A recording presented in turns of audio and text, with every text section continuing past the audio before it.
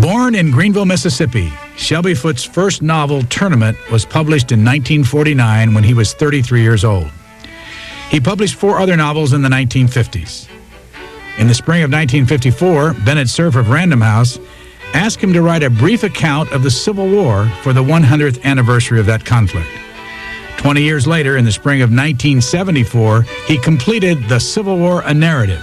Containing over 1 million words, the trilogy has sold hundreds of thousands of copies. From his home in Memphis, Tennessee, our guest for 3 hours today on Indepth is novelist and historian Shelby Foote. Shelby Foote, when did you move into this house, and how much of your Civil War writings were done from here? All 3 volumes were written in Memphis. We lived down on the bluff overlooking the river for the first volume. Then we moved out to what was then the eastern city limits. I wrote the 2nd volume. Then we moved back to a midpoint right in the middle of Memphis for the 3rd volume. How many years have you lived here? We've been in this house since '66, so you can do the arithmetic. How much, and what room are we standing in, and how much of the house plays in how you write and how you think? Very much so, it always has. I've never been able to write away from home. My desk is where I do my work, and I don't write while I'm traveling or anything else. I have great admiration for writers like D.H. Lawrence and John Keats, who could write at any time, anywhere. But I could never do that always. If I take off 2 days, it'll take me 4 days to get back to work, and I have to be at my own desk. It's a laming thing. Where are we in your house? This is a sitting room adjoining my workroom here. The bedroom's on beyond it there. You know, most of us got to know you in 1990 or thereabouts when Ken Burns did his Civil War epic of 11 episodes. Where were those interviews done? They were done on this couch here, sitting right here in this room. What impact did that whole series have on your life? A tremendous impact. I had not realized the enormous power of television until that time. Not only to sell books, but to people think you've been in their homes. They will call you up, call you by your first name, and said it was very nice to have you in their house last week. It's kind of strange, and it's somewhat startling. Yeah. We're going to chat for 3 hours. Our audience is going to get involved in about a half hour with their phone calls and the emails. But for someone who just might be happening on this program, never seen you before, Right. How much in your life have you written? You mean how long have I been writing? No, how many, how many words, how many books? The Civil War is 1.5 million words, and the rest of my writing is about that same amount. So I've written something over 2 million words. How many books total? There are 6 novels in the 3 volumes of the Civil War, and then recently some things I've been doing for the Modern Library, like a long essay on Chekhov, another on Stephen Crane, favorites of mine. We opened up by saying you're from Greenville, Mississippi. How many years do you live in Mississippi? I lived in Mississippi until I moved here. Except for school and the Army, I was always in Greenville for the first 40 years of my life. What impact did Mississippi have on you? A great impact. One thing that happened, I know everybody thinks they had either the worst possible childhood or the best possible childhood. I was raised in a town in the Mississippi Delta, Greenville, and it was a population then of about 15,000, which meant that every child in that town between the ages of, say, 13 and 17 was in that school. So you lived the rest of your lives with people you'd been to school with during an impressionable time of your life. And I got to know every type of person it could be. And in a town that size, one of your best friends can be the son of the president of the bank. The other best friend can be the son of almost anything. And it gets you to know, it's sort of like the Army in that regard. You get to know all kinds of people and know them well. Just a short distance here, you can get on the bridge and drive to Arkansas. How far are we from Mississippi? Mississippi's about 14 miles south of here. Memphis is the capital of the Mississippi Delta, even though it's outside it. I found something on the web that I wanted to share with you. This was from, I'm not going to give the student's name because it might be a tad bit embarrassing, but it was a a student, I believe, from Austin Peay State University in Tennessee. Have you heard about this? No. And she wrote an introduction and a biography about you.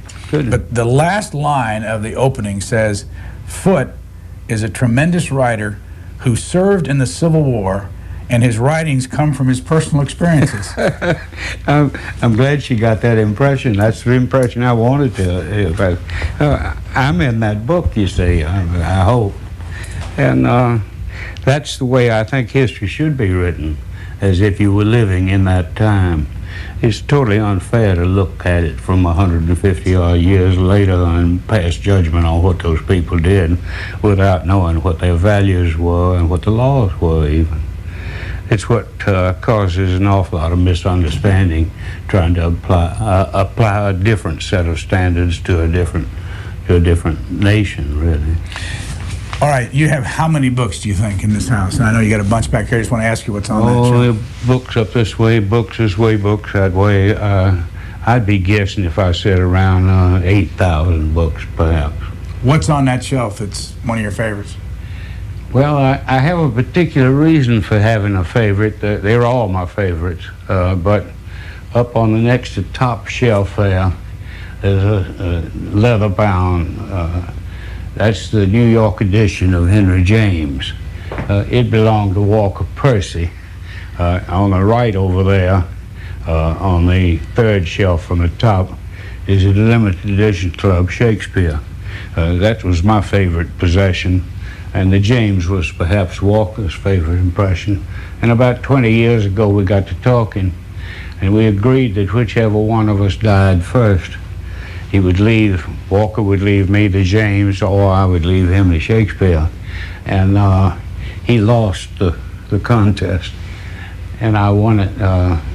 That's Walker's James. While he was on his deathbed, he told his wife to make sure I got it. How many years ago did Walker Percy die? He died in 1990.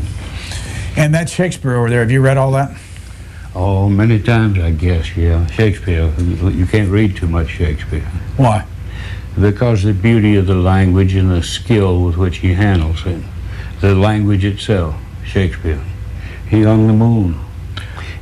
When you get to talking about art and writing, Shakespeare is outside any calculations.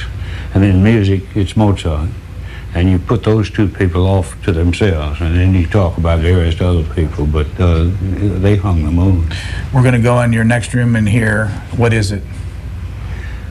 I'm sorry? That room. What's that room? Well, that's where I do my work.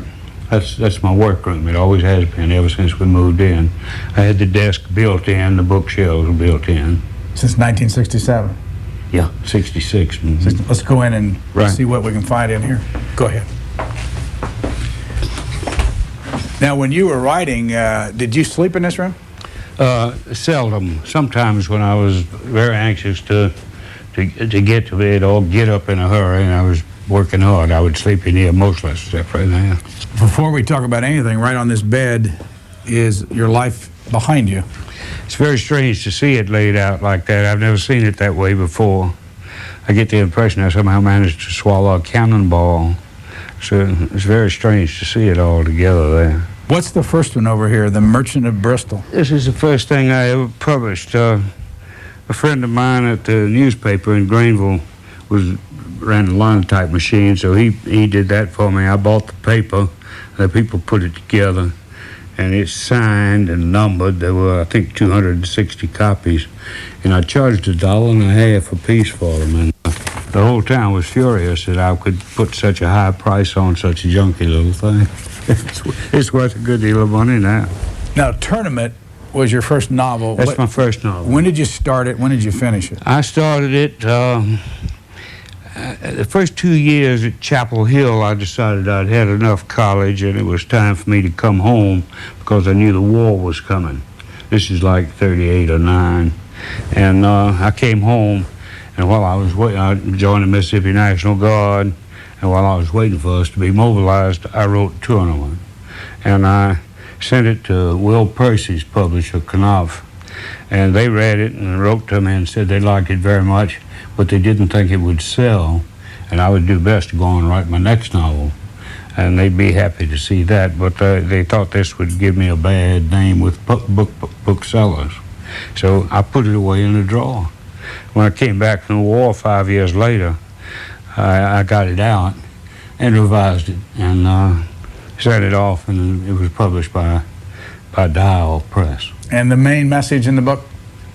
It's a study of how each of us is alone in this world. It's a study of a man's rise and fall without his being able to answer that question. Chekhov, they say of him, he was not interested in the answers of questions. He was interested in stating the question well. I feel the same way about it. How alone do you think you've been in your life? It's hard to say. I don't know how to put time things. How do you mean, though? Well, I mean, you say each man is alone. I mean, do you feel alone? I think that each of us is alone. Being alone is something that you prize highly. To be alone is a good thing. But breaking out of it is something else. We are alone in strange times. You're most alone during nausea, for instance. You're also most alone, perhaps, during orgasm.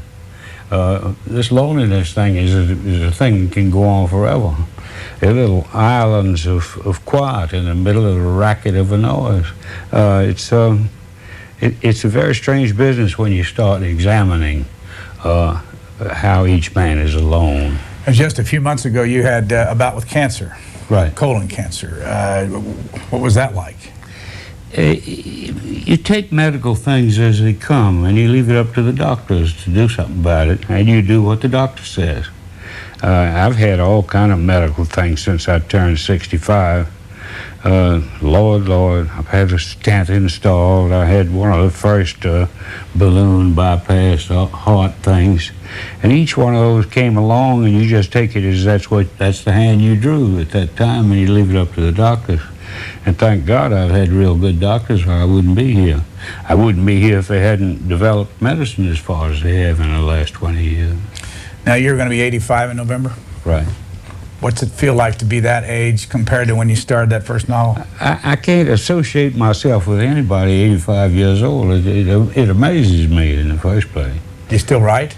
Yeah, of course. I'll stop when they let me down. But nearly all my friends are dead. My closest friend, Walker Price, he's been dead for 11 years. It's hard to believe it.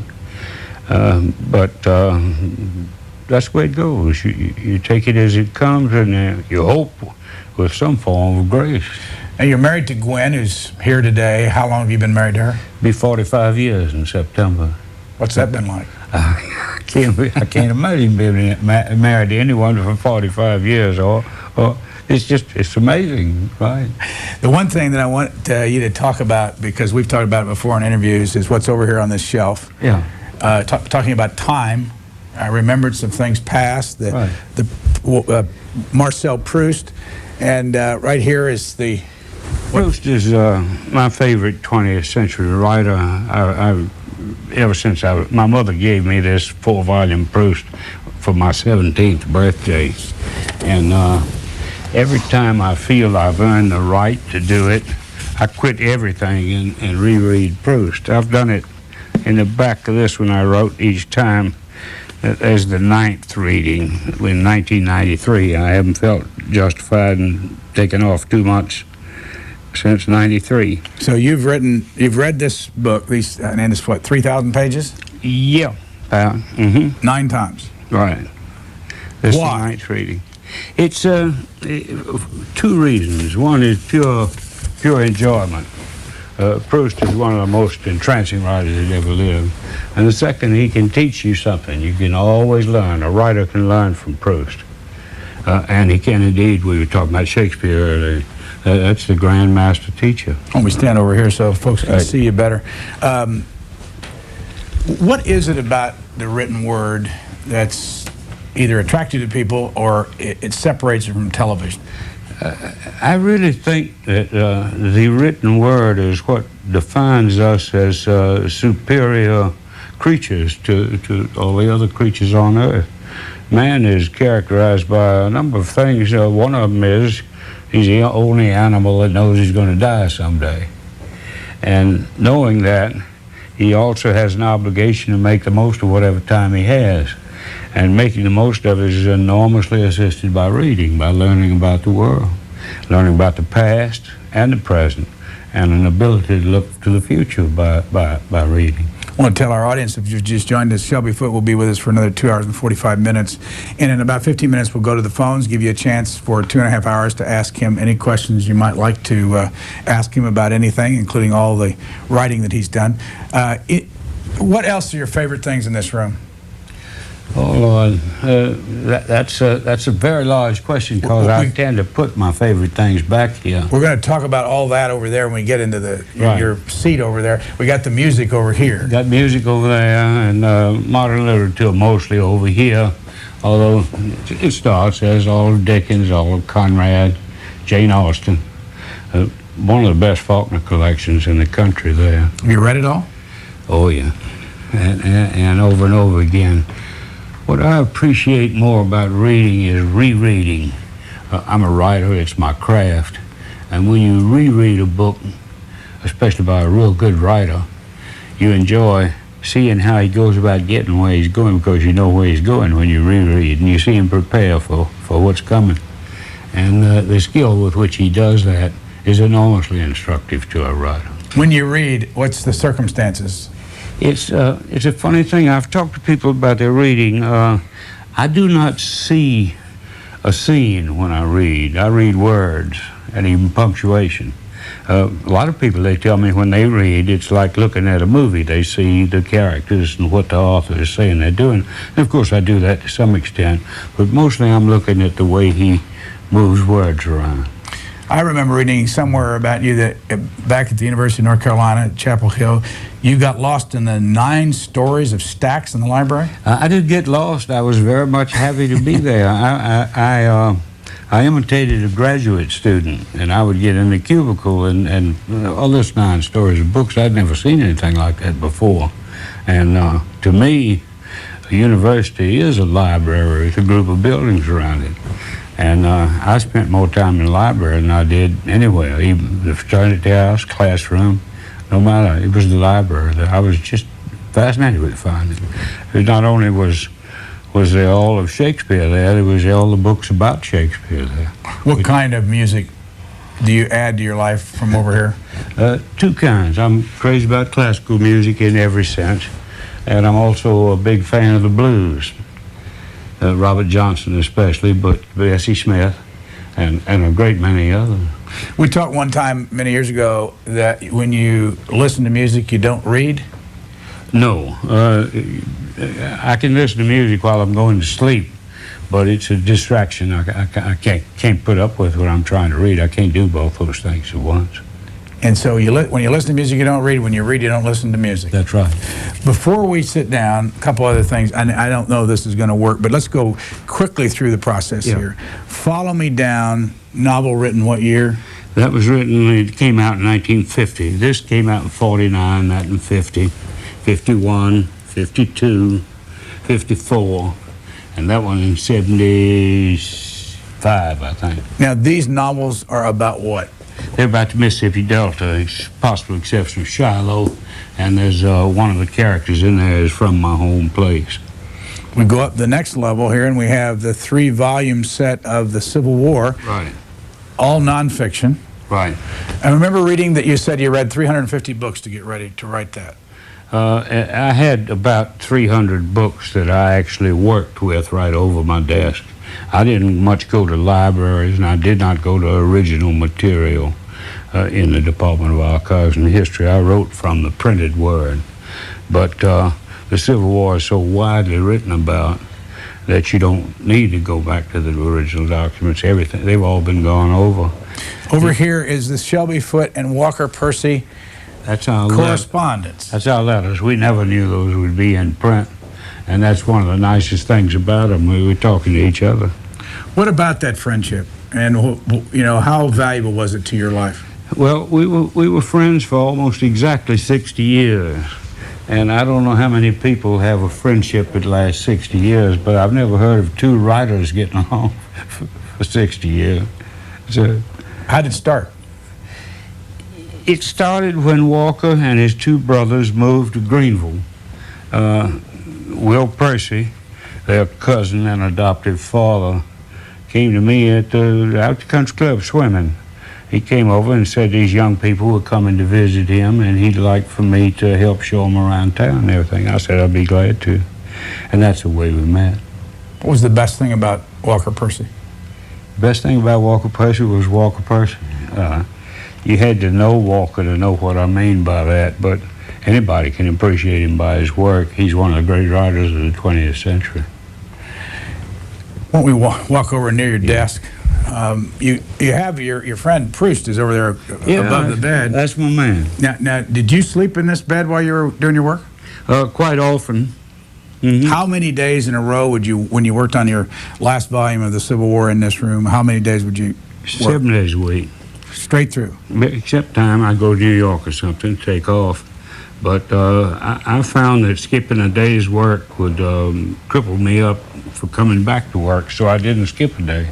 What was the longest stretch that you had during that time where you'd write? You mean how many weeks I'd go without a break? schedule? Yeah. Oh, I might do that for 2 or 3 months. Without a break? Well, yeah, I'm a slow writer, so it took I had to work long hours to turn out. A 500 word day is a good day for me. And you would not write more than 500-600 words a day? That was a sort of average. I might take off like a skyrocket and write 1,200 words someday. Other days it might be 50 words. It's hard to say. And this is the chair? This is where you sat? Somewhere I read also this light. It's an old light. The first story I ever sold was to the Saturday Evening Post, and they paid me what was then an enormous sum of $750 for that story. And I bought 3 things. I bought this lamp, a shotgun, which is in the closet there, and a leather jacket, which is also in the closet. I still use all 3 of them. On that desk there, you also use that dip pen we talked about before. Right. Show us the pen. That's the kind that used to be in post offices. And finding points is an absolute nightmare. Finding blotters is a hard thing to do. And I don't know whether there's a pen staff, but I don't worry about that. And I was lucky. I found a whole bunch of points at a dusty old stationery shop that used to be on 44th Street, just down from the Algonquin. And I bought myself a lifetime supply. What kind of paper would you write on? That is a big problem. I write on typewriter paper, and it doesn't take ink anymore the way it used to. So I have a big problem with paper. Now, what's this I have in my hand? That's the manuscript of Shiloh. And at the end of each day, I do the final corrected draft and put it on the stack, and then type it up for the printer. Is this the original, or is this the copy? That's a final day's copy. Each day I would do what I had done that day. I would end the day by making that final copy. Now, you've got up on the shelf there, how many other of your original? Well, it's Tournament, Follow Me Down, Dry Season, Shiloh. Jordan County's not up here. I didn't save those, but there's September, my 6th novel. You have any idea how valuable those are? No. What are you going to do with them? Leave them to my son. What about your work, I mean, your papers and stuff? They're in the Southern Historical Collection at Chapel Hill. I'm glad they're there. It's a good place for them. It's a good collection. And what are some of the things that you have there on the back of your desk? Oh, Lord. They're favorites of mine. Chekhov, Keats, Vermeer's Girl with a Pearl Earring, myself as an old Confederate scout, a birthday party when I was about 11 years old in Greenville with all my friends, Bedford Forrest, Robert E. Lee, U.S. Grant, Pat Claiborne. Somewhere I read where Pat Claiborne was one of your favorites. Absolutely. Who was he? He's from Arkansas. He's an Irish immigrant who became a lawyer in Helena. And I was interested in the military because he'd done a hitch in the British Army as a corporal. And he's a marvelous general, and his men loved him. He was killed at Franklin in the last year of the war. Jake, could we get a really good close-up there on that board just so folks can see it not from such a distance? Why Chekhov? And you mentioned him even earlier. Chekhov is he was born 4 years into this century, but he's as modern today as when he was writing. Chekhov had a tremendous influence on the writing of the short story. All short story writers are influenced for the good by Chekhov. Chekhov had a talent that's not, you can't explain it. Walker and I used to try to figure out how he does these things, how he brings them off. We could never figure how he did it. It's so good. At this stage in your life, who do you enjoy reading the most? Always Shakespeare and Proust. Still. Those are the standby. There are others, John Keats, Robert Browning, in our time, Faulkner, Fitzgerald, and John O'Hara, who's practically disappeared now. Let's go to the calls. Shelby Foote will be with us for the next 2.5 hours, and we've got some folks waiting, wanting to talk to him about his life and his work on this in-depth program on Book TV. Our first call is from Arlington, Virginia. Go ahead, Arlington. You're on with Shelby Foote. Hi, I'm a forensic scientist, and I've also done archaeology. And I view both of those as historical sciences in the sense that you're reconstructing the past. It's just a matter of time frame, really. In archaeology, it's hundreds or thousands of years. In forensic science, it may be a couple of hours or days or weeks. But I'm wondering, as a historian, how you view the methodology of history, of being a historian. The methodology depends on the historian. I think that historians have a great deal to learn from the novelist. The kind of research that you do supplies you with the facts, and then you breathe life into those facts by telling it well. I don't mean by pumping it up or making any false elevations of the material. It's just do what a good, hard-working novelist does, write as truthfully as possible. And the groundwork is done by archaeologists, if you will, but it's what you do with those facts. No list of facts ever gives you the truth. Quoting Keats, in one of his letters, he said, a fact is not a truth until you love it. And by that he means know how to handle it, having a true affection for it. I'm not sure that answers your question. If you've just joined us, we're in Shelby Foote's workroom, bedroom, here in his home in Memphis, Tennessee, on our in-depth program, as we take another call from Las Vegas, Nevada. Go ahead, please. You're on the air. Mr. Foote, I have a question about Nathan Bedford Forrest. What made him such a tremendous leader of men? He was never educated, as far as I understand, militarily. What made him so successful against the Northern forces? Forrest had a true native-born genius. His education consisted of about 6 months. He said a thing that would make all writers happy. He said, I never see a pen, but I think of a snake. Forrest, all his gifts were natural. He is, to me, the outstanding genius of the Civil War. I do not mean by that he could have been a better general than R.E. Lee or U.S. Grant or some lesser people, too. But Forrest could look at a piece of ground and know how to use it. He could read an opponent's mind by transferring himself into that man's position. And he's just a miracle to read about. Forrest has gotten a bad reputation with many people nowadays because of his activities as probably head of the Ku Klux Klan immediately after the war. People ought to know, too, that he dissolved that Klan in 1877. because it had turned violent. He was opposed to Klan activities that involve violence. They have to study a lot more about Forrest. Forrest was light years ahead of most of the people in Memphis with regard to civil rights for blacks. Forrest would take a lot of understanding because he'd been so misunderstood. Let's go to Leesburg, Virginia for Shelby Foote. Good morning. Hello there. Good morning, Mr. Foote. This is an honor to speak with you. I have two questions. The first one is, have you ever met a Civil War veteran or people from the era? What was that like? Would you learn from them? And then the second question is just broad. What led your heart to a love and a respect for the Civil War? In the first place, yes. I saw, when I was a boy, Jefferson Davis's home down on the Gulf Coast. It was called Beauvoir. Was the home of the Confederate veterans. And I went down there as a boy, about 10 years old, and I saw perhaps 12 of them there, old men with beards. But they had a lively sort of cackling humor to them. It was a great pleasure to be around. I heard a story about one of them.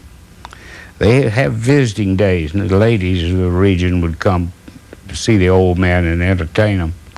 And a couple of women were there, and there was a veteran who had lost a leg in the war, and he was sitting in a chair over by the wall. And the two women came and stood in front of him, and one shook her head and said, "Oh, my poor man, you've lost your leg." And he looked down and said, "By God, if I haven't." They were like that. What I saw of them, they had mostly probably been drummer boys by then. You know. How many? Speaking of beards, how many have you had in your life? I'm sorry. Beards. How many have you had? Oh, about 4. I started growing a beard when I started writing the Civil War to find out what it was like to have a beard. So I've had it ever since. I'd shaved it off every now and then. I've had this one for 20 years without shaving. Long Beach, California. Go ahead, please. You're on the air. Yes, Mr. Foote, it's absolutely a wonderful pleasure to have the opportunity to speak to you.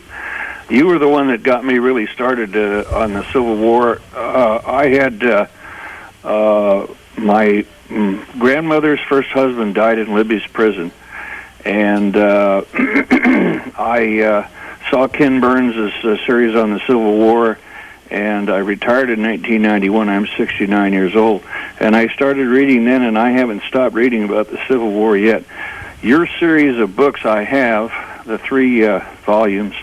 And one interesting thing that I found about your books was that the South was winning every battle that they got involved in up until the final stroke, I guess you'd call it, and then all of a sudden the Union came out on top. And it was an interesting reading from that standpoint. I've read everybody. I've cleaned out all the libraries in Long Beach and Bellflower and all the rest of them. But I understand why that happened, and I'm reading Mr. Lee Kinnett's Sherman at the present time. And the more I read, the more detail I get, and the more understanding I have of the way you wrote those 3 volumes. And I want to thank you for that. I really appreciate it. I thank you. It's good of you to say that. What happened in the war that made the South appear to be much better generaled than the North was that so many Southerners had been to West Point. It was quite common in prominent Southern families for the youngest son to go to a military life. And when the war came along, they went south with their states, and they were probably the most capable. Sherman, whom you've been reading about, gave the explanation. He said that it took the Northern forces a couple of years really to learn how to do what they were doing. And once they really got into it, that's when the North started winning. And for the last 2 years, or certainly the last year, they were practically all Northern victories. And that was because they had learned in the hard school of combat how to do what they had to do. Talking about West Point, there's an email we received in advance of the program from a John Viteretti. Why don't Civil War historians place greater emphasis on the personal relationships among the generals of the opposing armies, other than Armistead and Hancock? For instance, the Longstreet was best man at Grant's wedding. or those other Confederate generals who were present with Lee at Appomattox, all of whom Grant had prior personal relations with. That is stressed by most historians. I think you'll find that most of them do. One good example is Schofield and John Bell Hood had been roommates at West Point. Here they are opposing each other. And Schofield said later that he saved Hood from flunking out of West Point by coaching him on mathematics. And he said sometimes he thought that was a mistake. Oxford, Maryland, you're on with Shelby Foote. Go ahead, please. Yes, sir. My question is concerning the Battle of Fredericksburg. And I often wonder why, in doing the little bit of research I've done on the Civil War and in looking at what fiction writers have tackled, that why this battle that was so important for the South often seems ignored among fiction writers and historians. And I was wondering if you had any comments. Did you say Clarksburg? No, Fredericksburg. Fredericksburg. Oh, I don't know of a Civil War historian who doesn't give prominent attention to Gettysburg. What happened? No, Fredericksburg. Fredericksburg. Now, what happened to Fredericksburg? At Fredericksburg was a terrible Union defeat led by Burnside, who attacked an almost impregnable position and was simply slaughtered doing it. But Fredericksburg is interesting for other reasons than being a great Confederate victory. I don't know of any soldiers in the war who were any braver than those men who charged the stone wall at the foot of Marye's Height.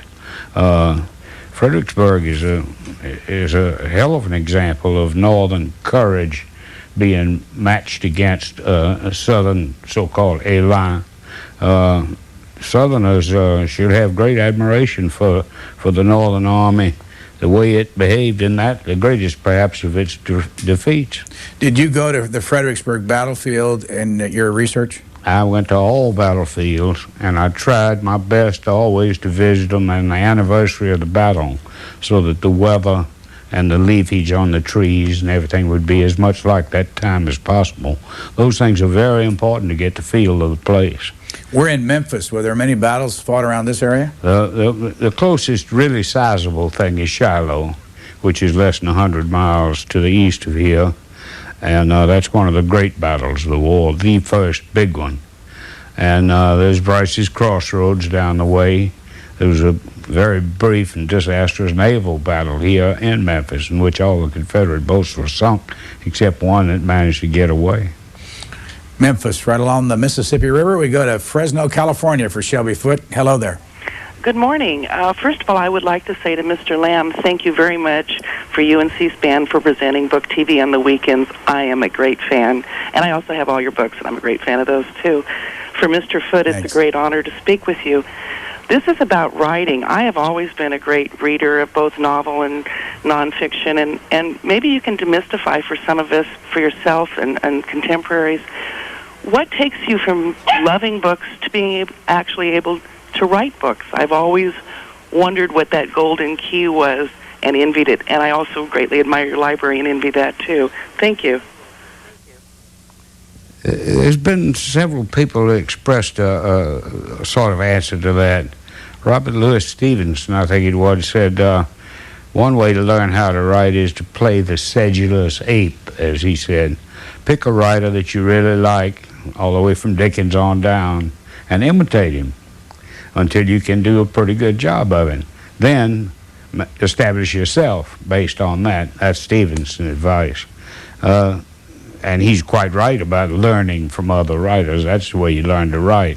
You learn to write through reading intensively, trying to understand how the man did what he did. And that's where rereading comes in especially handy. When you know where he's going, you can appreciate how he goes about getting there. And you also learn that language has rhythms. You learn that there are balances that can be achieved. And the last thing you learn is how to plot a book. Did you ever copy anybody yourself? Absolutely. I copied Browning, Faulkner, all of them. So do all writers. I don't know of any writer who didn't begin writing because of the tremendous influence of someone or many writers. How often were you in Faulkner's presence, and what was your relationship with him? Perhaps 10 or 12 times. Spent the night in his house. Took him up to Shiloh once to walk over the battlefield. He was an outgoing, friendly, really nice man. Most people say he was bumptious and so forth. He was only that way from somebody who wanted something from him. I never wanted anything from him except his company. What was the difference in your ages? Faulkner's about 15 years older than me. When did he die? He died, this is almost unbelievable, he died in 62. And it's hard to believe he's been dead that long. Nashville, Tennessee. You're on the air with Shelby Foote. Yes, Mr. Foote.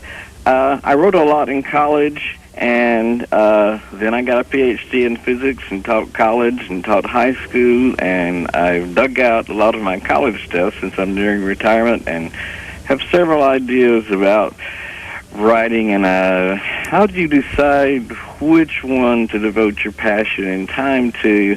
And sort of a second question, why hasn't someone written a great epic novel about the terrible Battle of Franklin, Tennessee? Your first one is, I don't think you need any encouragement or anything else. If you want to be a writer, you'll be a writer. The way to learn to write is by writing over and over again. Practice describing something that you see. Practice describing someone crossing a room. Practice writing about someone laughing or crying until you get it to satisfy you. Then you're ready to really to start. As for a novel about the Battle of Franklin, Franklin is one of the most horrendous things in American history. You saw an army practically destroyed at one stroke. Hood ordered that attack, and the Army of Tennessee came close to going out of existence. Which side? The Confederate side nearly went out of existence there. They fought the Battle of Nashville later and then wound up fighting some in North Carolina when the war was approaching its end, but it was never really an army after it was wrecked at Franklin. Hood ordered that thing out of anger. He was trying to discipline his army. He tried to get them to do what he called right over and over again, and they kept disappointing him. And it's as if he said, by God, they'll charge these breastworks, and then maybe they'll do right. It was disastrous. He really ruined his army. Pat Claiborne was killed at Franklin, for instance. Prescott Valley, Arizona. You're next with Shelby Foote. Good morning. Hi. Hi. Mr. Foote, what an honor. A little while ago you spoke, I have two things kind of to mention here. A little while ago you spoke about people who, when they write novels, if they're good, can we just say about Miss Mitchell, when she wrote Gone with the Wind, a lot of us, I was just a kid when I wrote it. I'm 70 now, and when I read it, I was just a kid, but I kept reading it every once in a while, and I learned the southern side of the war between the states. And I felt that started my curiosity about that war. Also, having been born on the 4th of July, I recall walking through Gettysburg and the hair literally standing up on the back of my neck. It's such an honor to be in such a hallowed spot. And thank you for writing all those books. Is that one of the reasons you wrote them? Is because you felt so close to them, having been born there in the middle of all of it? Yes. I would be in New York, and there'd be a bunch of us either in a nightclub or a restaurant or a hotel lobby or sitting around a room talking. And somebody would say to me, "Are you from Mississippi, aren't you?" I said, "Yep." Said, "Why are you people so crazy about the Civil War?" And it wasn't I who brought the Civil War up. It was he who brought it up. And it's only natural that we Southerners should be interested in the Civil War after it was fought in our own backyard. The other reason we remember it is when I was a boy and a young man, all arguments between boys were settled by some kind of fist fight, mostly pushing matches and so forth, but fights. And those you remember with the greatest clarity are the ones you lost. And that's one reason that the South is so hipped on the Civil War. They lost it and had to accept the consequences of having lost it. As for Gone with the Wind, I I think you'd do better to go back and read Vanity Fair, which is taken from. There's a new book out called The Wind Done Gone, and it's much criticized for what it did with Miss Mitchell's book. But she did pretty much the same thing, although in a different way, to Vanity Fair. Rhett Butler and Rawdon Crawley are very similar players. Scarlett O'Hara and what's her name, Becky Sharp are very much similar. There's nothing unusual about that. Many great books get rewritten over and over and over again, thank God. Dennis, Massachusetts, you're next. Go ahead, please. Yes, Mr. Foote, it's an honor to speak with you. I have a comment and a question. The comment is about your problem with paper. As a calligrapher, I use the inkjet paper, and it has a better tooth to it so that you don't have a problem with the paper. And there's a bookseller in Greensboro, John Neal Booksellers, that carries a lot of nibs and things if you ever run out. My question is, I noticed that you seem to have a fob coming out of your pocket. I wonder if there's any significance to the watch that's attached to it. And as someone who had family who fought on both sides of the Civil War, do you think the South will ever get over it? Thank you. I'll hang up and listen.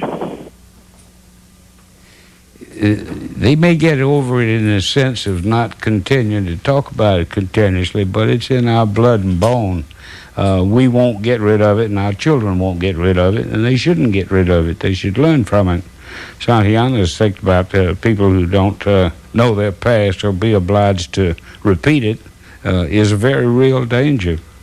I think it's important that people know the history of their country, and if possible, the history of the people who existed before this was a country. You can't know too much about where you live if you want to understand the nature of man. You are a person, and you live in a place, and the more you know about that place, the more you'll learn about that person whom you are, and it's who you are. It's a thing that Harold Bloom was talking earlier in his book about how important writing and reading are, and that can't be stressed too strongly. It's the reading of books, the absorbing of all they have to teach us, and especially the way they go about teaching us, that set us off from other creatures on this earth. Anybody who neglects reading is making a terrible mistake and missing a glorious time. The watch fob? Oh, the watch. This is a watch my wife gave me.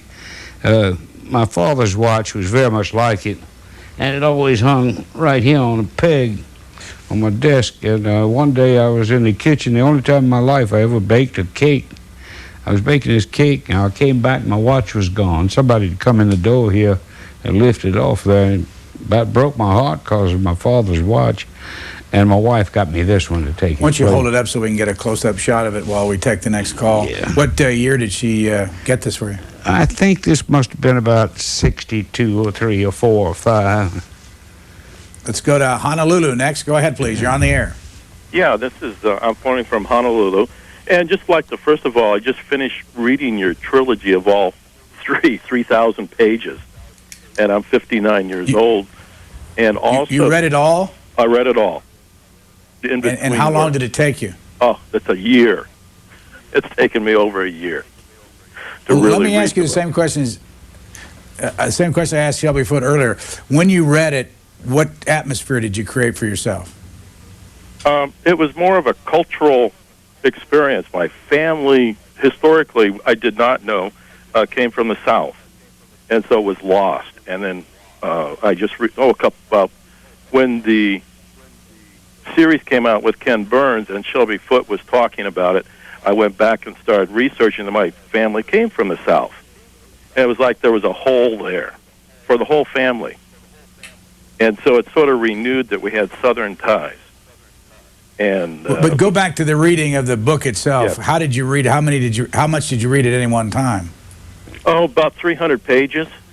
It would take me maybe sometimes because I had to work. So I would do it late afternoon, and sometimes maybe I'd only do 10 pages.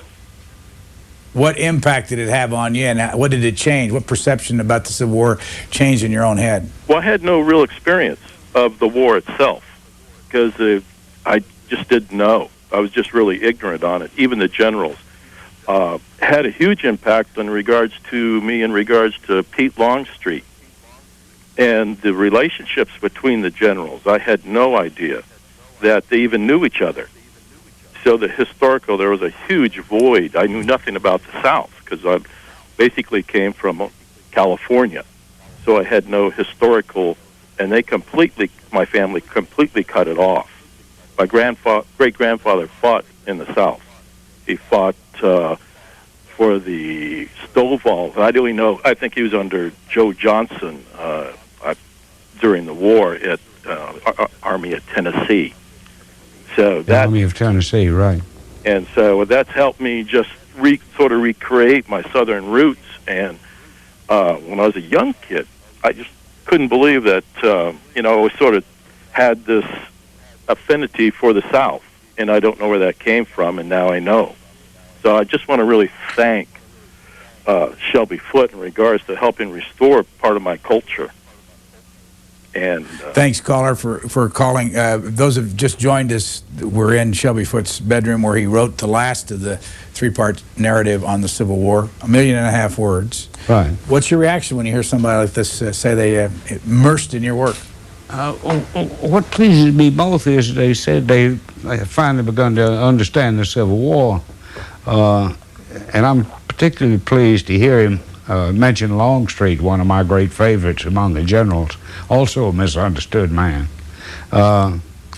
You meet these people, and they're operating under terrific pressure. And it's a marvelous chance to see man at his best and worst. And these people, when you're writing about the Civil War, there's a grievous danger of overwriting. The thing is already so lurid that you have to bring it down to make it believable. It's a wonderful subject to write about. Hagerstown, Maryland, you're next with Shelby Foote. Go ahead. Hagerstown, Maryland, you're on the air. Let's go to Las Vegas, Nevada. Las Vegas, you're on the air. Go ahead, please. You're on with Shelby Foote. Hello. Yes, my name is Dino Smallis, and I have been a long admirer of you, Shelby. You've really influenced me, not only in the series about the Civil War, but in the way you write, your comments, your input, the insights you have on the individuals. Because of you, that whole series was just so amazing to me, and I think you've made it. I'm thankful to be talking to a living legend. You've inspired me a lot. Being a fellow artist, it's really important to talk to somebody who's still alive. And I've met a lot of artists and everything in my time, and it's always an honor. My questions are two-part. One is, if you collect any memorabilia of anybody in the Civil War that's your favorite, whether it's a soldier or whoever, personal items or writings or mementos. And two, during your observations on all this, have you ever found out who the soldiers are that lived the longest and also died the quickest in battle? I don't have any questions to that last one. You're right about the Ken Burns thing, and Ken ought to be given credit. He had a great mass of stuff to fool with, and he's the one who organized it and picked out what order it would appear in and how much of each thing. He did a marvelous job on that, and people are always praising us participants, but it was Ken who got that whole thing up and was responsible for getting it out the way he did. Collectibles? I never was one to collect memorabilia or weapons or things like that.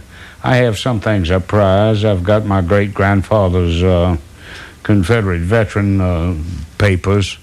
He commanded the Noxubee Cavalry at the Battle of Shiloh. And I treasure the memory of him and his career during the war. But the war has so many things about it that you find attractive, and it's just hard to separate any one thing from another. But as for memorabilia and equipment. I never cared much for that. We have a little over 2 hours to go with Shelby Foote from his Memphis home. We're going to take a break in a few minutes, but first, Halvertown, Pennsylvania. Go ahead, please. Yes, sir. Good morning. Thank you for taking my call. Mr. Foote, this is truly a treat for me to speak to you, sir. I have admired you for years. My question to you, sir, is concerning Lieutenant General Stonewall Jackson. Had he survived Chancellorsville, sir, do you believe that the outcome of Gettysburg and eventually the war could have been somewhat different? Thank you. I've never been one for dealing much with might have beens and what ifs. But in Gettysburg, if Jackson hadn't died at Chancellorsville and had been in command of a corps that Ewell commanded, he certainly would have taken Cemetery Hill. It's in Jackson's nature not to stop until he gotten every ounce of benefit he could get. But that doesn't mean the Battle of Gettysburg would have been a Confederate victory. The Battle of Gettysburg would have been a brief 3 or 4 hour engagement. The real battle would have been fought down on about 12 miles away where Meade was preparing to fight it, and it would have been a different story entirely. If you start speculating as to what would happen, you've got a whole jumble of things on your hands that you can't handle. But unquestionably, if Jackson had been there, he would indeed have taken Cemetery Hill, which Ewell failed to do. But in that case, the Union Army simply would have retreated to the line Meade was drawing 12 miles away. And it would have probably been a very similar battle to the one at Gettysburg. Although Meade had a position at Gettysburg, it was the closest thing to a moated castle out of the Middle Ages the world ever saw. It was a marvelous defensive position. Atlanta, Georgia. Go ahead, please. Mr. Foote, you mentioned Walker Percy, and I understand you grew up with the Walker Percy, the Percy family. It seems that currently William Alexander Percy, who wrote Lanterns on the Levee, and that is still in print, has come under some criticism, and I wondered what your assessment of William Alexander Percy is. Caller, what was the criticism that you've seen? That the Percy family was sort of lord over the whole entire Greenville area for a number of years, and some of their decisions concerning the help in the flood were incorrect decisions or in error. That all comes out of a book published about 3 years ago called Rising Tide. It's about the flood in the Delta. And that has promoted a lot of criticism of Will Percy. First place, I sort of halfway grew up in the Percy house, and Mr. Will was a mentor, if I ever had such a thing. He was an absolutely marvelous man to be around. Will Percy could talk to you about John Keats, and you paid him the supreme compliment of wanting to get the hell out of there, go home and read some Keats.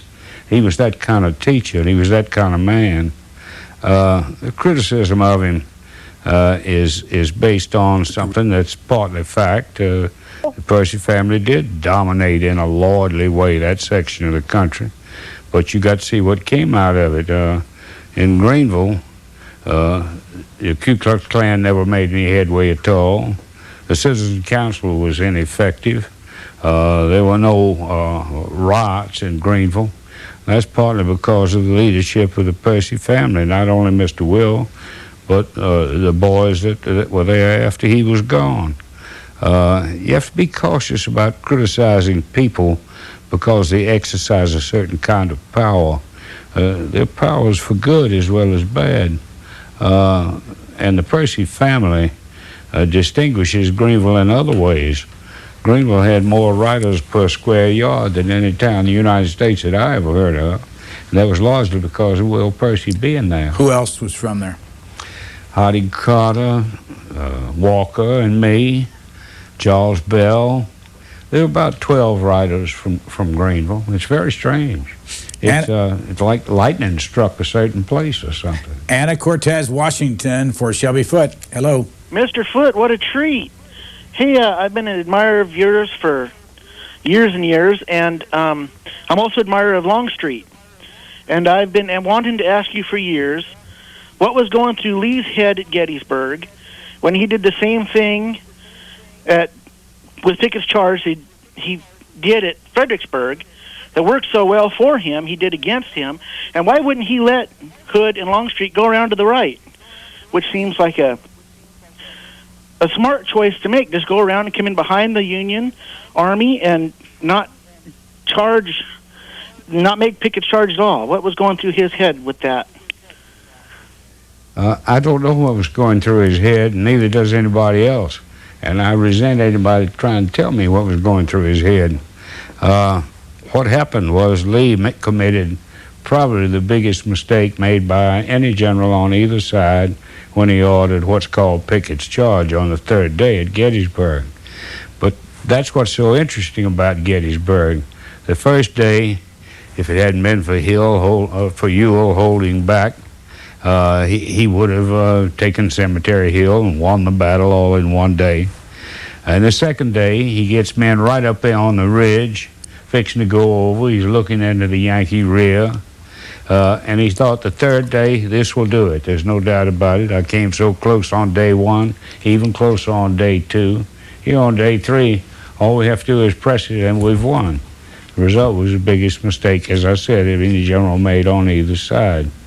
At Gettysburg, there were 50,000 casualties, and over half of them were Confederate, mainly because of that charge on the last day. Pickett's division lost approximately 70% of its strength in that one charge.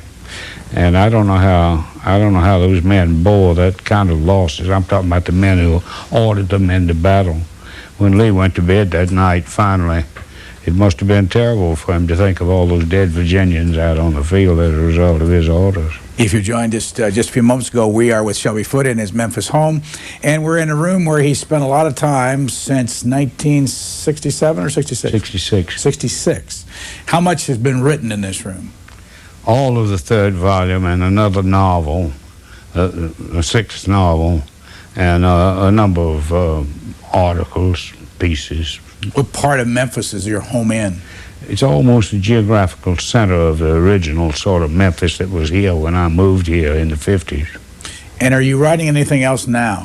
Nothing of any real importance. I'm writing forwards to books like the studies of Chekhov and various people.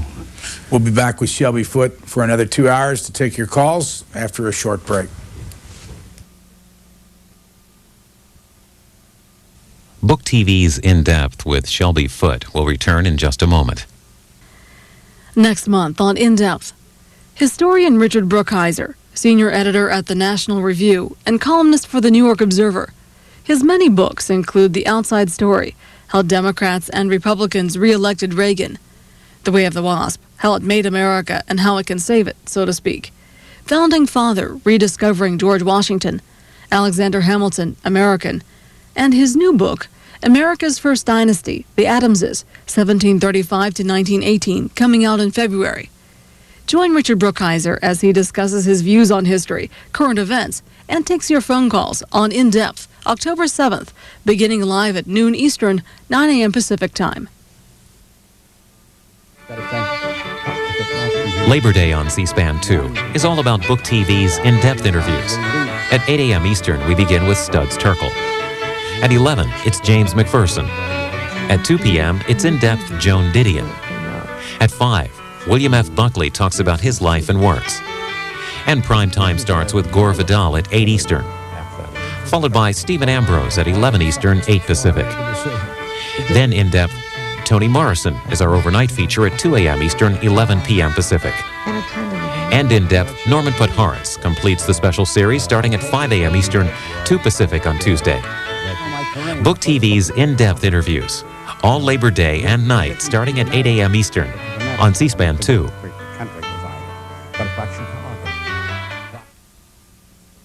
Book TV's In-Depth with Shelby Foote will air again tonight in its entirety. You can see the writer, playwright, and Civil War historian discuss his life's work and the writing process tonight, beginning at midnight Eastern. My hope is that this festival will encourage a whole nation to read together on September 8th. And I hope you'll join us here in our nation's capital for an unforgettable experience, cover to cover. Thank you all. Next Saturday on C-SPAN 2, Book TV live from the National Book Festival. Our coverage begins at 9:30 a.m. Eastern, 6:30 Pacific, and you'll hear from authors and editors including Stephen Ambrose, Nathaniel Philbrick, David McCullough, John Hope Franklin, Marie Arana, Liz Carpenter, and George Will. The National Book Festival, live next Saturday all day, starting at 9:30 a.m. Eastern and 6:30 a.m. Pacific. Only on Book TV, only on C-SPAN 2. The Vicksburg National Military Park was a recent stop for the C-SPAN school bus. There, the crew learned about the siege of Vicksburg during the Civil War. The civilians of Vicksburg suffered the same hardships as the Confederate soldiers defending the fortress city on the river. At the outbreak of the siege, General Grant, the Union commander, sent in a flag of truce informing the civilian population that they were being given an opportunity to leave the city, but this would be the only opportunity they would get. Otherwise, they would be subjected to the same hardships as a Confederate garrison. Roughly one half the civilian population left at that time. The other half, roughly 2,500 people, remained in the city of Vicksburg, and there they were pinned, just as with the garrison, for the long 47 days of siege. During the course of the siege of Vicksburg, rations for both citizens and soldiers alike grew scarce. In order to conserve what food supplies were on hand, General Pemberton, the Confederate commander, ordered the rations immediately cut to 3/4 the standard issue, then to half, then to quarter, then they were cut again, and yet again, and yet again. By the end of June, the garrison of Vicksburg was subsisting on a handful of peas and rice, issued once a day per man. It's not very much to maintain your strength upon, but it is all they had. Even their water was rationed to just 1 cup per day. The citizens, on the other hand, had their own food supplies available to them. They were off limits to the army, but even the civilians found themselves rationing their own food to ensure that it would last throughout the siege of Vicksburg.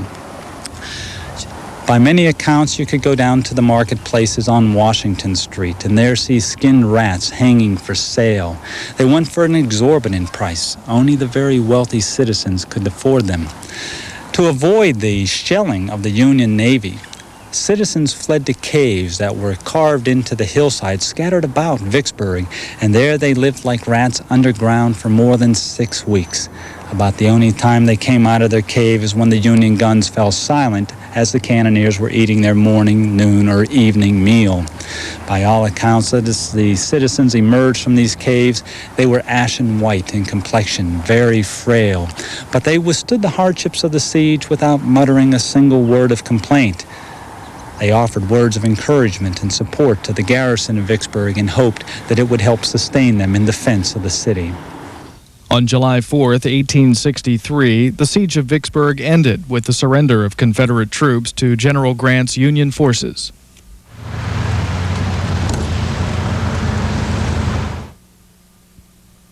This is Book TV on C-SPAN 2. If you'd like a videotape copy of the programs you've been watching this weekend or any weekend on Book TV, call 1-877-ON-C-SPAN for pricing information or to request a tape.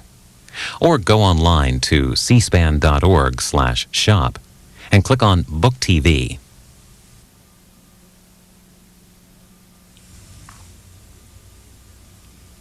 We're back in Memphis at Shelby Foote's home in the middle of the city. And the camera soon will show you the little lounge outside of the bedroom here where Mr. Foote did his interview with Ken Burns in 1990 for the Civil War series. And a lot of his books there on the back shelf as Jake walks into the room here with a camera on his shoulder and shows us where we're going to be located for the next 2 hours. Shelby Foote, I have an email here from David Lamon, Valdosta, Georgia. Can you compare and contrast the treatment of the Confederate prisoners by the Union with that of the Union prisoners by the Confederacy? That's rather difficult to do. There's been a great many exaggerations on both sides. and there's a terrific amount of suffering on both sides, so it's hard to exaggerate what they've managed. Andersonville was supposed to have about a fourth as many men in it as were in it, and they had to subsist on about what the Confederate soldier was getting to live on, which wasn't really enough for anybody to live on. But the soldier was out where he could scrounge around and find something else. These prisoners in Andersonville couldn't. The northern prison camps, Camp Chase and various others, had the added discomfort of people freezing to death. There was some serious deaths resulted from that. The medical side of the Civil War is very interesting. A great many men died, for instance, of measles. We don't think of measles as being a killing disease. There's a new medical center for the Civil War at Fredericksburg, Frederick, Maryland, that is very good on that kind of thing. And you can go to Andersonville now. It's become a park where you can go to and you can see what horrible things happened there. Andersonville's in Georgia? Yeah, it's in Georgia. The trouble was there was no organization by the prisoners themselves. There were few, if any, officers in that camp. That was mostly for enlisted men. And they formed gangs and did terrible things to each other in addition to what was being done to them by the Confederate guards. And they were being guarded by old men and boys. It was a tragic thing to have happen. And the same way in camps in the North. Your trilogy on the Civil War, published over 20 years, 1.5 million books. When was the last word written for the last of the 3 books? It was, I think, on May Day of 1974. What'd you do that day? I had an experience very similar, if I can boast a little, to what Gibbon had when he finished The Decline and Fall. He said that when he finished it, he felt elation, and then he felt a great sadness, as if he'd lost a good friend. He wouldn't be working on his Decline and Fall anymore. I had pretty much that kind of reaction. Urbana, Illinois. Go ahead, please. You're on with Shelby Foote. Yes, Mr. Foote. I've read your 3 volumes twice, and since then, of course, I've read quite a bit of other stuff, and it got me interested in not only the Civil War, but in, of course, Napoleon and Hannibal, and that's what and the Mexican War. And I called. The reason I called is I have written a little bit for my Civil War Roundtable about Kenai. And Cannae. Everybody pronounces it differently. But the reason I got interested in that, and when I first saw it, was of course in your book. I read a few hundred books on the Civil War by now, but the only place I've ever seen that referred to was in your book, where you would say that a particular general was hoping to convert this particular situation into his Kenai. And so that when people ask me, how did you get involved in get interested in Hannibal, I tell them that, and they say, well, where did he refer to that? And I don't know. I just hope that you can remember. Kenai is cited often in history because it's the battle that's the most complete victory that you can have in war, and all generals are trying to score another Kenai. Where was it? It was in Italy, and they were coming down out of the Alps. I don't know the exact geographical location of it. What do you think is the best thing about your writing? I mean, what is it that you do uniquely that no one else does? A person is not very good at commenting about his own work. Alan Tate pointed out one time that when a writer talks about his own work, a specific page of it or anything else, he not only sees what's on the page, he sees that what he intended to put on the page. He thinks he put it on there, and sometimes he didn't. So a writer is not a very good judge of his own work. But if I had to say what gives me the most pleasure about what I've done is I think good writing is always tied into speech. It should be able to be read freely so that it flows in a certain sense and has certain rhythms. I try for that, and I hope I achieve it from time to time. Now, for those who've just joined us, you're sitting at your desk where you wrote the last of the 3 books on the Civil War, and that light above it, that fluorescent light, you had for how many years? I've had that since 1947, I think, or 8, whichever it was. And you still have the dip pen that you use when you write? Right. It's right here. Do you have ink? Huh? You have ink in there? Yeah. Do you have the paper you would write on? Right. Could you show us? I mean, we'll take some calls here, but can you show us what it looks like when you're actually writing in the paper you're using? Yeah. Well, let's just take a piece of paper. While you do that, I'll take this next call from Portland, Oregon. Go ahead, Portland. You're on the air. Hi. Pleasure to speak to you, Mr. Foote. I'm really interested in your perspective on the Civil War as well as your perspective on your writing. My question is this. I have been doing some research on my family and have found that my relatives from southern Kentucky fought on the side of the North. Now, we often hear that the Civil War is brother against brother, and I've never really found a good source that talks about what was in the hearts and minds of the individual soldiers of why they would choose to fight for the Union or the Confederacy in those border states. Do you have a comment on that? It frequently was a family thing. You had some northern men who were generals in the Confederate Army because they'd married southern women before the war, and they went with their wife when they came along. You had southern men fighting on the northern side. George Thomas of Virginia, one of the very best of the northern generals, was a Virginian. You went where your sympathies went, and the main thing was not to stand aside. Almost everybody was involved in that war, especially Southerners. On the northern side, you could avoid conscription by paying $300 every time your number came up. But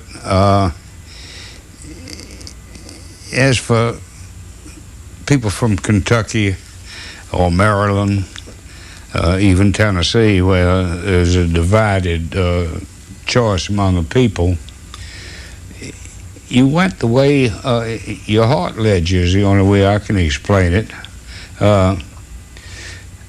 Kentucky is unusual. It had a star in the Confederate flag, but it never seceded. And Kentucky joined the Confederacy after the war was over. It was the Confederate veterans who got there all the political offices in the years following the Civil War. Wheaton, Maryland, you're on the air. Go ahead, please. I really appreciate C-SPAN's Book TV. It's a great pleasure to me. I'm a lifelong historian. But with speaking to Mr. Foote, I'm a native Washingtonian, and my mother's people came from Howard County, Maryland, and fought on the side of the North. But to make a long story short, I just finished a contract up in Boston, and I've always had to dissuade people from thinking of D.C. as a northern city, which many of them do. And I was wondering if you could wade in on my side here. I'd really appreciate it. Well, it's sitting right there between Virginia and Maryland, two southern states. Of course, Washington's a southern city. The joke is that it has southern efficiency and northern charm, which is a strange combination. What year did you spend in Washington? I was in Washington as a playwright in residence at the Arena Stage in '63 and '4, parts of both those years. I enjoyed it very much. I like Washington. In what schools have you been a writer in residence or a lecturer? Only one. I spent a semester at Hollins College to pay my daughter's tuition. Did she go there? Yeah. Let's go to San Bernardino, California. Go ahead, please. Yes, Mr. Foote. A couple years ago, I visited the Gettysburg Battlefield, and to my surprise, being from California, was a monument, a credit to the California Regiment. But even more surprising than that was a story about a historical character that really I can't understand why he's in historical obscurity. His name was Senator Edward Dickinson Baker, and he was Abraham Lincoln's best friend. I found out he was instrumental in keeping the Western states from seceding from the Union. He was killed at the Battle of Ball's Bluff, which then formulated, as a result, the conduct of the Committee of the Conduct of the War, which many felt had a negative impact on the Union soldiers. I don't understand why this man has never. In the general history of the Civil War, you never hear about this man, and yet I think he was. I think he was also the only active U.S. senator to be killed in action acting as an active Army officer. And I don't understand. He's a very interesting character, had a very great influence on the Civil War, and we never hear about him. Do you have any comment on that? Yes, Baker's largely been forgotten because he was a damn fool. He mishandled those troops at Ball's Bluff, something awful. He was quoting Walter Scott and taking up a very dangerous position on the lip of a bluff. He was Lincoln's best friend, and so one time anybody saw Lincoln cry was when he got the news of Baker's death. But Baker was pretty close to a total loss militarily. What cities in the United States have you lived in besides Greenville and Memphis? I was in New York for a short period of time, worked for Associated Press out of a local desk there, and I have not lived in any other city except that 3 months in Washington. We've talked about this before, but you were court-martial when you were in the United States Army. How many years did you spend in the Army? I joined the Mississippi National Guard in October of '39 after Hitler went into Poland, and we were mobilized in November of '39 of '40, and we went to Camp Blanding, Florida, and I went from there to OCS at Fort Sill, Oklahoma. Came out a lieutenant, went to Camp Shelby, Mississippi, then to Camp Bowie, Texas, and then went overseas from there and was assigned to the 5th Division. A lot of West Pointers. They'd been in Iceland for a year or so. And I got crossways of a lieutenant colonel on the artillery chief's staff. His name was Tuffy Horner. And he and I had a contretemps about his cussing one of my men. And he laid for me and got me for falsifying a trip ticket. Whenever you use a government vehicle, you sign a trip ticket.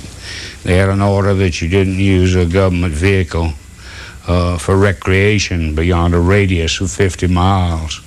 And we were the only artillery battalion. We were 52 miles from Belfast. And it was quite common among us to write down 49 miles so as not to break the rule about 50 miles. And I was charged with falsifying a government document, court-martialed and sent home, right back to the United States. Were you dishonorably discharged? They called it other than honorable, which amounts to the same thing. But you got back in the Marine Corps. Well, when I got to New York, I went to work for Associated Press, and all these things were going on out in the Pacific and Marines. And I went down and joined the Marine Corps. And I went through boot camp at Parris Island. They had a good time with me. My fellow Marines would say, I understand you used to be a captain in the Army. You might make a pretty good Marine private. And when you got out of the Marine Corps, were you honorably discharged from that? Yeah. They did such a nice thing. Just about 6 months ago, there's a staff major from Little Rock over here, from the Marine Corps, at the instigation from people in Chicago. They brought me a dress sword for the Marines, and it has Captain Shelby Foote on the blade of it, so I'm honorarily promoted to captain in the Marine Corps. Is that what we have up here? Yeah, it's up on. Next call, Corpus Christi, Texas. Go ahead, please. Hi, I was making a trip through all the Civil War battlefields a few years ago, and we were talking to a little old lady who was a librarian at Lookout Mountain, I think it was. And we asked her if she'd ever read Shelby Foote books, and she said, well, of course I've read Shelby Foote's books. But I just wanted to tell you, but I was wondering, do you have an affinity for Southern soldiers that you didn't have for Northern soldiers, like, say, at the Battle of Franklin? Did it kind of break your heart to see Patrick Claiborne go down? And it sure did. Some reviewers have noticed that I've been praised, and I appreciate it enormously for being impartial in my history about Northern and Southern forces. But some of them have said you can't escape seeing that his heart beats a little faster when there's a Confederate victory, and I suppose that's true. But the highest compliment I get is from people who say they can't tell from reading my book which side I'm on or for. But I certainly have some Southern bias. A good example of Southern bias is when you see a list of people killed in an automobile crash or airplane crash, you look for Southerners down the list. That's a good sign of it. Flagstaff, Arizona. Hello there. Thank you, C-SPAN, for having Mr. Foote on today. And Mr. Foote, I'd like to ask you, when I read about the Civil War and try to comprehend what goes on, I lose a timeline. I really can't seem to get in my mind which order, which battle came first or last or whatever. And you as a writer, you seem to have had the advantage of visiting the actual sites, and that would help you understand it. I understand that. I understand put together the timeline. Can you make a recommendation of anything to help me get through this timeline problem that I have? Yes, read the actual reports that you'll find in the official records of the War of the Rebellion. It's 128 volumes. You can pick it up almost anywhere, and you hear them speak as they spoke at the time. That's of great value. Reminiscences are good to read. Orderly examinations of military movements by modern writers are good to read, too. But the most valuable stuff is the stuff out of that time so that you can get in tune with the way those men felt. It's not hard to do because they didn't hesitate to express their feelings. We have a guardedness nowadays about expressing our feelings. They didn't have that. They were not afraid that somebody would scorn them for having this, that, or the other. And yet somehow they were not really sentimental. They had a hard core of honesty about them that's interesting to encounter. We've gotten so cluttered up nowadays, we don't know what is and what isn't sentimental, except they pronounce everything as sentimental, which sometimes I think is true. St. Paul, Minnesota. Hello there. Hello. St. Paul, Minnesota. Go ahead, please. Hi. Thank you. This is such an honor. Shelby Foote has been an absolute hero. I am one of those old-fashioned little Southern girls. Raised by Yankees, I'll have you know. My parents were both Northerners. I was the only rebel in my family. Two things I want to make comment. I believe I read an article, a little article in the newspaper. I'm from Florida, and I went to a high school in Florida, Nathan Bedford Forrest High School. I caught an article that you and his granddaughter, I believe, if you could just confirm this, I thought this was a funny little story. Y'all were playing with his sword. Also, if you could, and I hope this isn't too touchy of a subject, I'm kind of brokenhearted about the issue of the Confederate flag. Thank you again for the opportunity. First, who is Nathan Bedford Forrest? Nathan Bedford Forrest is a Memphian. He's a native of Middle Tennessee, born in Chapel Hill, Tennessee. Lived most of his young life in northern Mississippi down there, especially in Hernando, which is about 25 miles from here. And you got a picture on your board back there. Yeah, this is Forrest right here. Did you play with the granddaughter? His granddaughter was an old lady when I knew her, and I was very fond of her. And she let me swing the general's saber around my head a couple of times. I got a great kick out of that. I had a funny thing I've told before.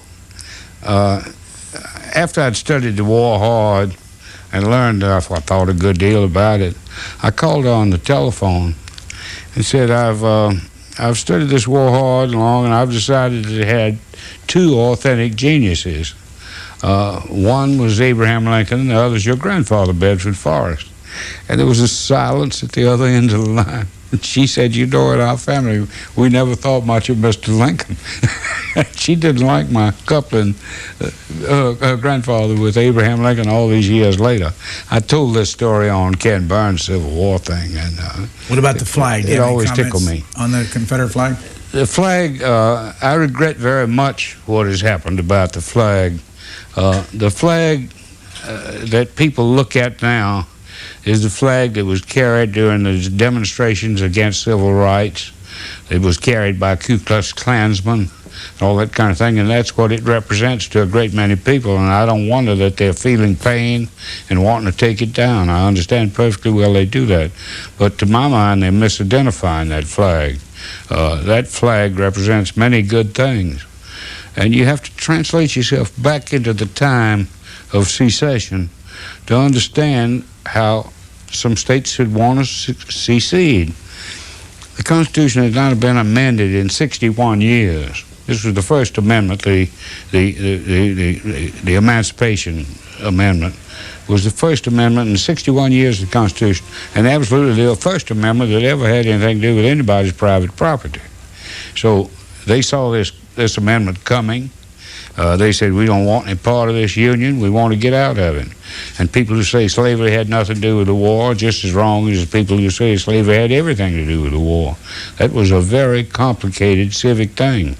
Robert Toombs or somebody once gave the best definition of that war I've ever heard. He said it was a war of one form of society against another form of society. And because one of those forms of society included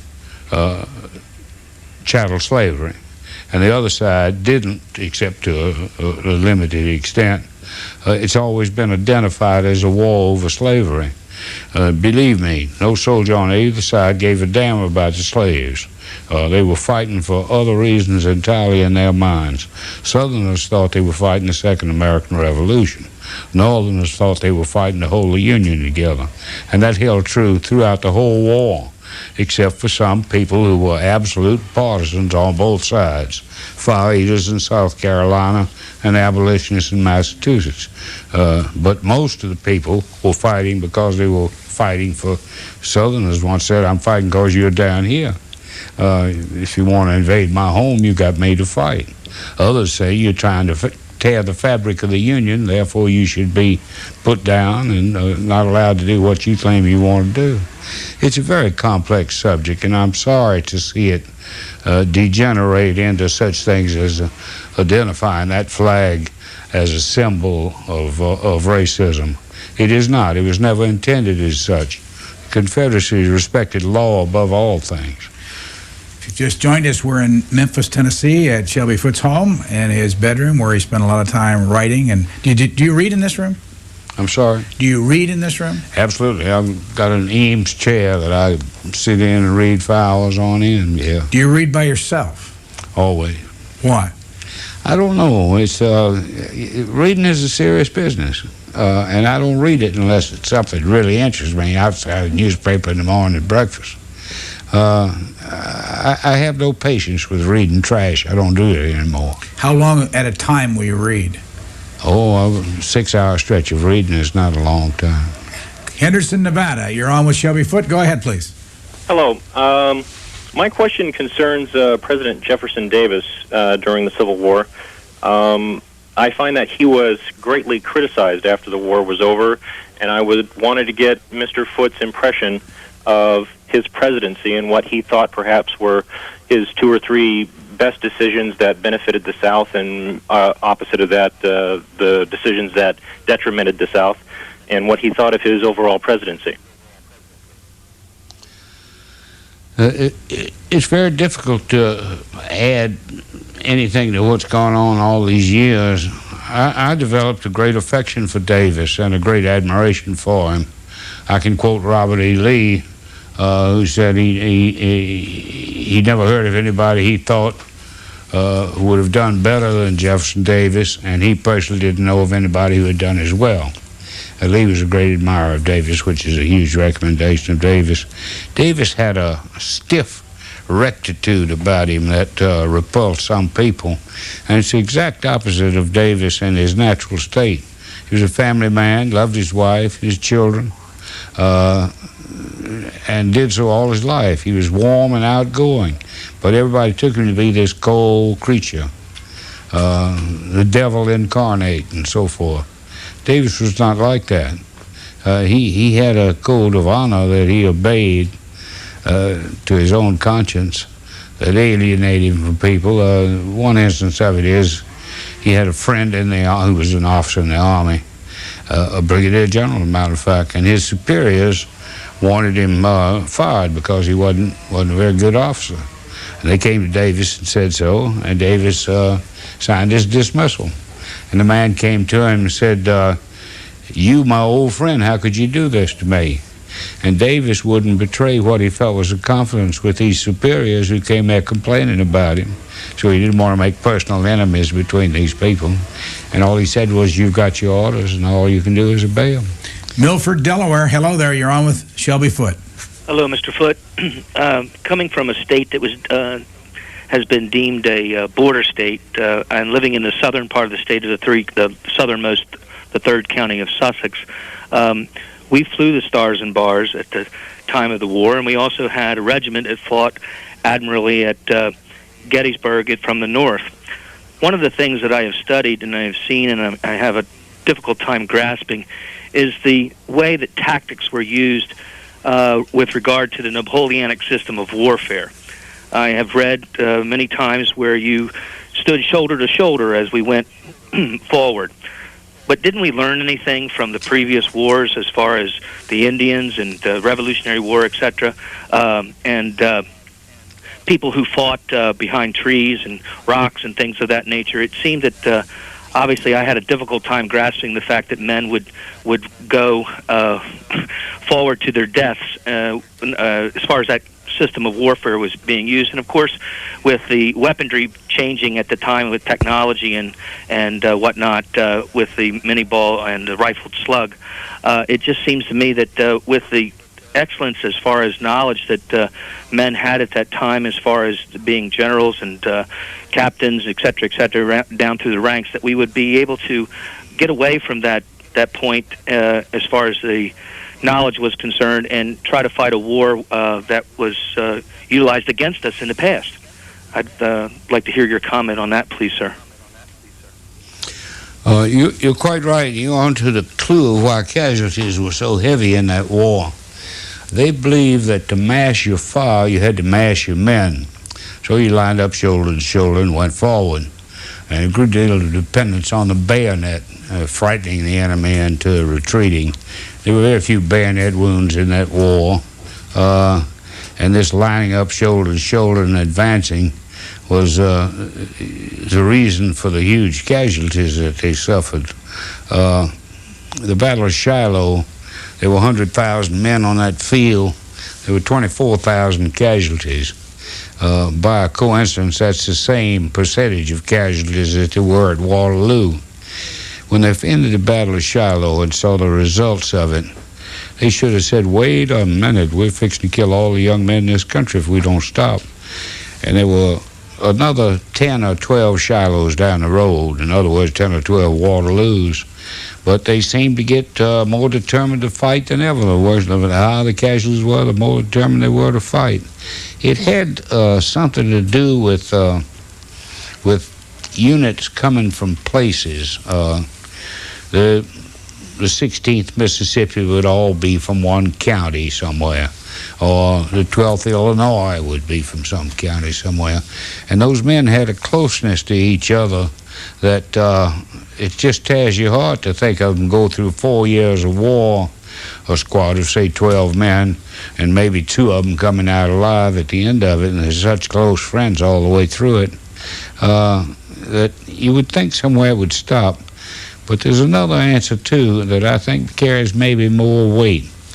If I were one of Pickett's soldiers lined up there and had a chance to look across that field, which is nearly a mile wide, downhill and uphill, all those guns laid, training on that open ground, all those men entrenched and waiting for me behind rocks and things, I would have said, Moss Robert, I don't think we'll do this thing. In fact, I ain't going. But then you have to stop and think. It would have taken more nerve to say, Moss Robert, I ain't going, than it would to go. And those men felt that way about it. They were close to each other. Soldiers know that they're dependent on each other. And there are many factors that go into their surviving those huge casualties that they suffered. Las Vegas, you're on with Shelby Foote. Shelby, in relation to what you just said, one general that comes to mind, Burnside, I believe his name was, from the north, who, in my opinion, slaughtered his men up in more than one occasion.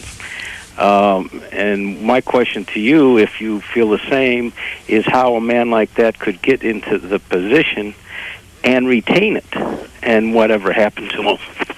Thank you. He became commander of the Army of Potomac sort of by elimination. Hancock turned it down. There was Burnside to fall back on. And Burnside was a very likable man.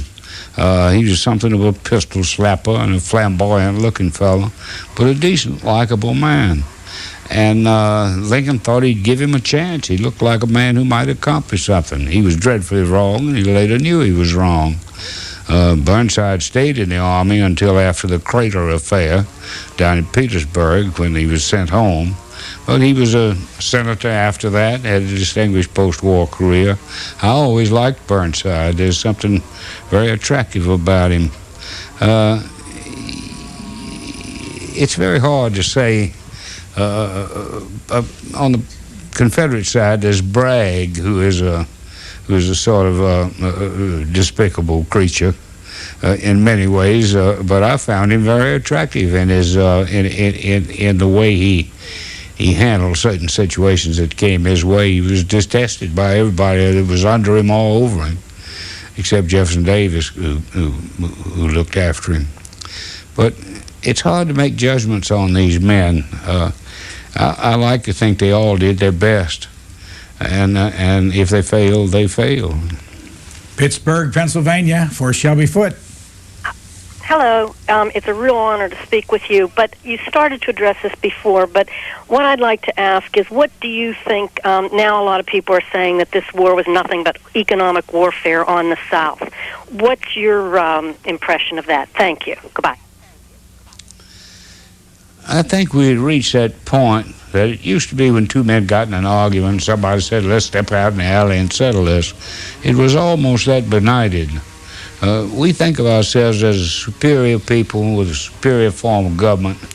If we are superior as we think we are, we wouldn't have fought that war. We would have done the thing we have a genius for doing, which is avoiding confrontations. We can find some kind of way to get along.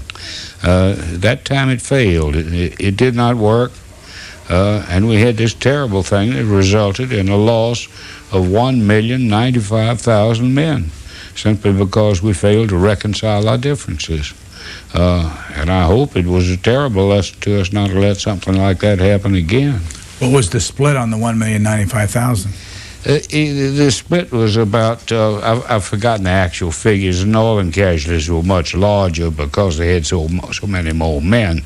They had about 2 million men. The South had maybe 800,000. Is that figure including both killed and wounded? Killed and wounded, and even captured in many cases. Stockton, California. Go ahead, please. Yes. You're on the air. Okay. This is back to the military topic. I was commissioned into the Army Reserve in Kentucky in 1960, and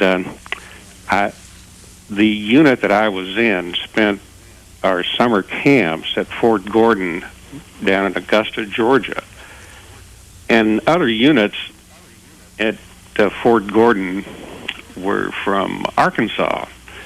And I remember this major from Arkansas who was a farmer, but he called himself a gentleman planter. And he wore, off duty, he wore cord suits with wide brim woven farmers' hats. And he didn't have to be in the reserve. I'm sure he didn't have any statutory requirement he was fulfilling, but he just loved the Army and he stayed active. And I'd like to hear your comment about the military tradition in the South in the 20th century. He doesn't sound like a very good representative of it, but there is a military tradition, or was. Anytime you'll see a list of soldiers or sailors or anything, you'll notice a large percentage of Southerners on it. There are a lot of reasons for that. A lot of people went into the Army instead of going to school because they couldn't afford it. A lot of went into the Army as liking it as a way of life. But they've always recruited an awful lot of soldiers from the South as compared to other parts of the country. As for this fellow, God knows what made him the way he was. Who in your family fought in the Civil War? My great-grandfather. His name was Hezekiah William Foote. What was he like? I wouldn't know. He died long before I was born, but he lived to be 87 or 8 years old. He was born in the War of 1912 and died about the time of the Spanish-American War. A hell of a span of history. And he was from Chester District, South Carolina, moved to Mississippi at the Black Prairie region in about the 1830s. And my grandfather was his youngest son. He sent him to manage plantations that he had in the Delta there. You say... there's his picture. In your history, you had two grandfathers that were rich but died broke? Yes, both. But there's nothing unusual about that. Where I'm from, the Mississippi Delta, every family I know of has been on top and on bottom. The credit's easy. You go to the bank, you're a farmer, planter. You go to the bank, you want to borrow $30,000. The banker says, why not take 50? So you take 50, and when it comes due, you lose your land. It happens all the time. Toledo, Ohio, for Shelby Foote. Hello. Hi. First of all, it's a real honor, Mr. Foote, to talk to you. And two questions. I'll try and make these succinct. Has there been any literature or research on whatever happened to your typical soldier? I have difficulty believing that they experience this carnage at these battles and go back to their farms in Ohio and Mississippi. Alcoholism, drug use, what was their post-traumatic stress syndrome, which we use with Vietnam soldiers? I mean, it'd be an area, I don't know if it's been explored, but I'm curious about how they survived mentally this. And secondly, your opinion on preservation of the battlefields, and that I visited Stone River last spring, and they've done everything except put tunnels under it, it looked like, with that urban sprawl from Nashville. Right. Thank you. You're quite right to wonder about all those things. As for the preservation of battlefields, I can't begin to tell you how important I think that is. When you know what happened on that ground and you go stand there, something comes out of that ground. It's hard to explain how it comes about, but there's something that comes out of that ground almost. I have stood in what was called a bloody angle at Spotsylvania at dawn, and I'll swear I was in the middle of the Battle of Spotsylvania. It's a very strange thing. It's a mystical thing. I can't explain it. But it's very important that that ground be preserved because of this thing that I think almost anybody can feel. You need to know a little bit about what went on there, and the more you know, the more real it gets. But you can really feel that you've been where something happened when you go to those fields. What about his other part? He was talking about post-traumatic syndrome. Yeah. Well, I don't know. A tour in Vietnam was a horrible thing to go through, but imagine 4 years of carnage in the Civil War, and the post-traumatic syndrome thing after the war must have been terrific. A statistic will tell you, and a partner, how horrible it was. The first year after the war, the state of Mississippi spent a solid 1/5 of its revenues on artificial arms and legs. That's how bad the war was in Mississippi.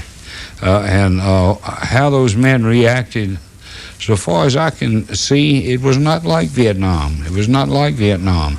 They remembered the war with something closely resembling affection. it's not easy to explain. And I'm sure many of them had horrible nightmares of things that they saw. Anybody who went through anything like the mule shoe at Spotsylvania, I don't see how he ever slept again in his lifetime. But they took it remarkably well. Santa Ana, California. Go ahead, please. You're on with Shelby Foote. Yes, hello. My name is Ian Guajardo. It's nice meeting you, Dr. Foote. There's a couple of questions here, one of which the Hunley is a big thing right now, discovered just recently, and the monitor was discovered some years back, and parts of the monitor are being brought up. But one of the things being discussed today is how the people died in the Hunley and what necessary procedures they're going to take to determine how those people died in the Hunley. Thank you very much, Dr. Shelby. Appreciate it. What's he talking about, Shelby? He's talking about the Hunley, the world's first wartime submarine. And they have brought it up recently, and they found the men inside it and everything else. And they think they know what happened. The window that the commander looked out perhaps got crashed when they hit the Houstonic, and they all drowned. Those were very brave men. Every branch of the service has a horror of belonging to any other thing. I can't imagine flying around in the air where everybody can see you and shoot at you. And I can't begin to imagine being in a submarine under the water. That's a nightmare. But these men, they were the third crew that was lost in the Hunley. They were lost, of course, for 150 years, but the first two crews were lost just by accidents.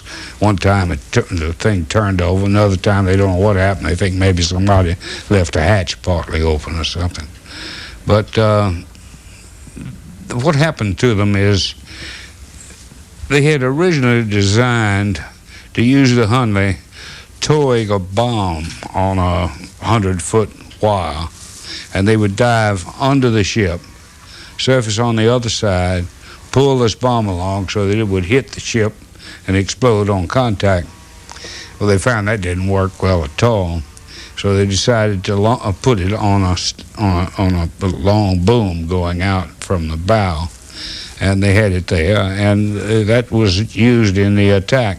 They hit the ship and it exploded, but it also sank the Hunley, and it sank the Houstonic and the Hunley. Chesterfield, Virginia. Good afternoon. Yes, hi, Brian. Hi, Mr. Foote. Nice for you to take my call. I appreciate it. I have a two-part question for Mr. Foote. The first is the old stories about your help as you write, or who edits for you or proofreads. There's a number of tales out there, and I wanted to ask Mr. Foote to comment about the desk that's sitting there, and tell us some more about these ink pens and who helps you with your proofing or who edits for you, and what are these old stories. The second part of my question deals with what I've read about the preservation of battlefields across the North and South. What big preservation initiatives have you been a part of? What's a success story you could share with us, and what's a not-so-good story? I know, living in Virginia, there was a controversy several years ago in Northern Virginia over Disney World wanting to take battlefield land and put in an amusement park. And the longer you talk, Mr. Foote, the more I'll enjoy it, sir, because I could listen to you for days on end. So, thank you. Thank you. To get to Disney first, it looked like we were not going to be able to stop them, but we could. And I thought we were rather skillful in that. In the first place, Disney had opened a thing in Europe that wasn't very successful, so they were a little cautious about losing this and that and the other. Then the idea came along that Mickey was going to be associated with desecrating hallowed ground. So that's what really made them back off, I think. But we got together and fought very hard on that. A lot of people went into that fight, and they won it because all of us worked so very hard to save that section of Manassas. Incidentally, it belonged to a kinsman of mine named Foote, who owned part of that land at one time. back to this desk. She called up with a series of questions, and we started earlier with the dip pen. And what I wanted you to demonstrate, I don't know if we can get a good close shot of Mr. Foote writing, but you said that you write between 500 and 600 words a day. Right. With a dip pen on paper. How many words would you write? How many words can you write each time? And demonstrate just for a minute there how that would work. It's the reason I like writing with a dip pen is it makes me take my time.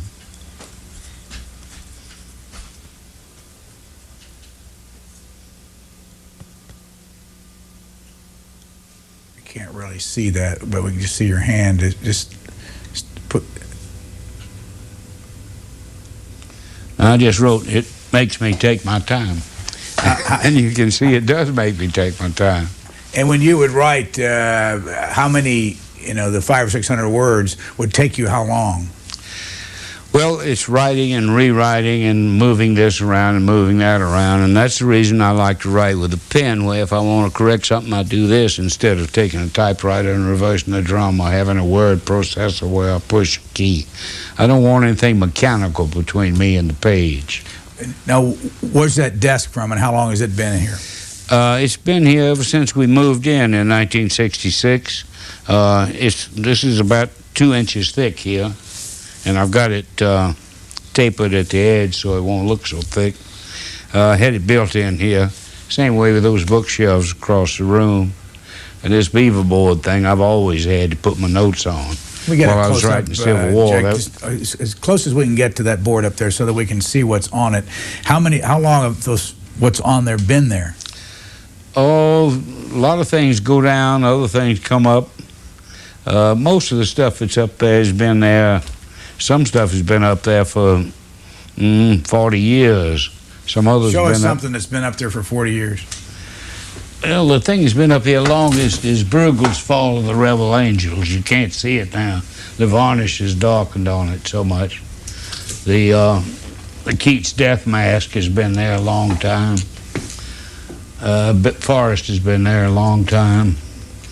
What about some of the notes? Any of those notes up there? I see some quotes notes that having you got. to do with a novel I always intended to write called Two Gates to the City that I'm probably not going to do. See if you can get it right up there on that, as close as we can get, please, to that. There you go. And that's a novel you were going to write?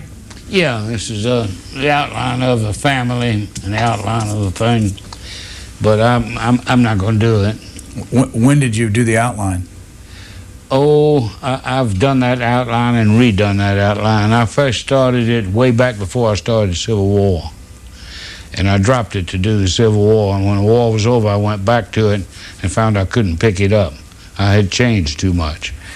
What are some of the quotes up there? I think you had a Keats quote, or you were quoted about Keats. There's a Melville quote saying the conflict of conviction spins against the way it drives.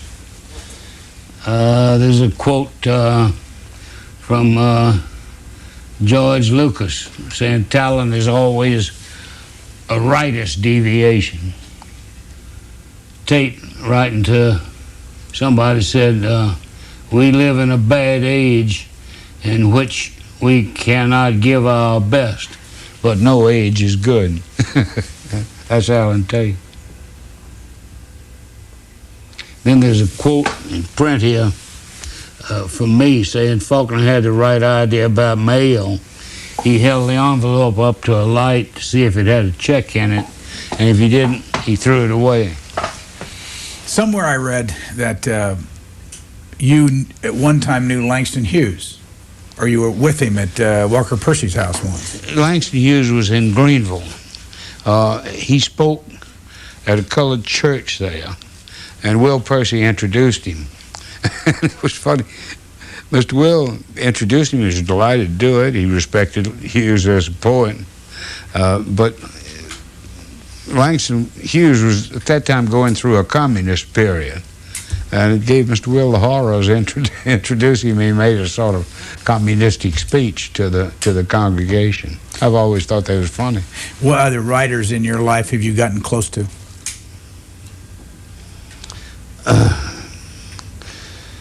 Calder Willingham, who's largely forgotten now.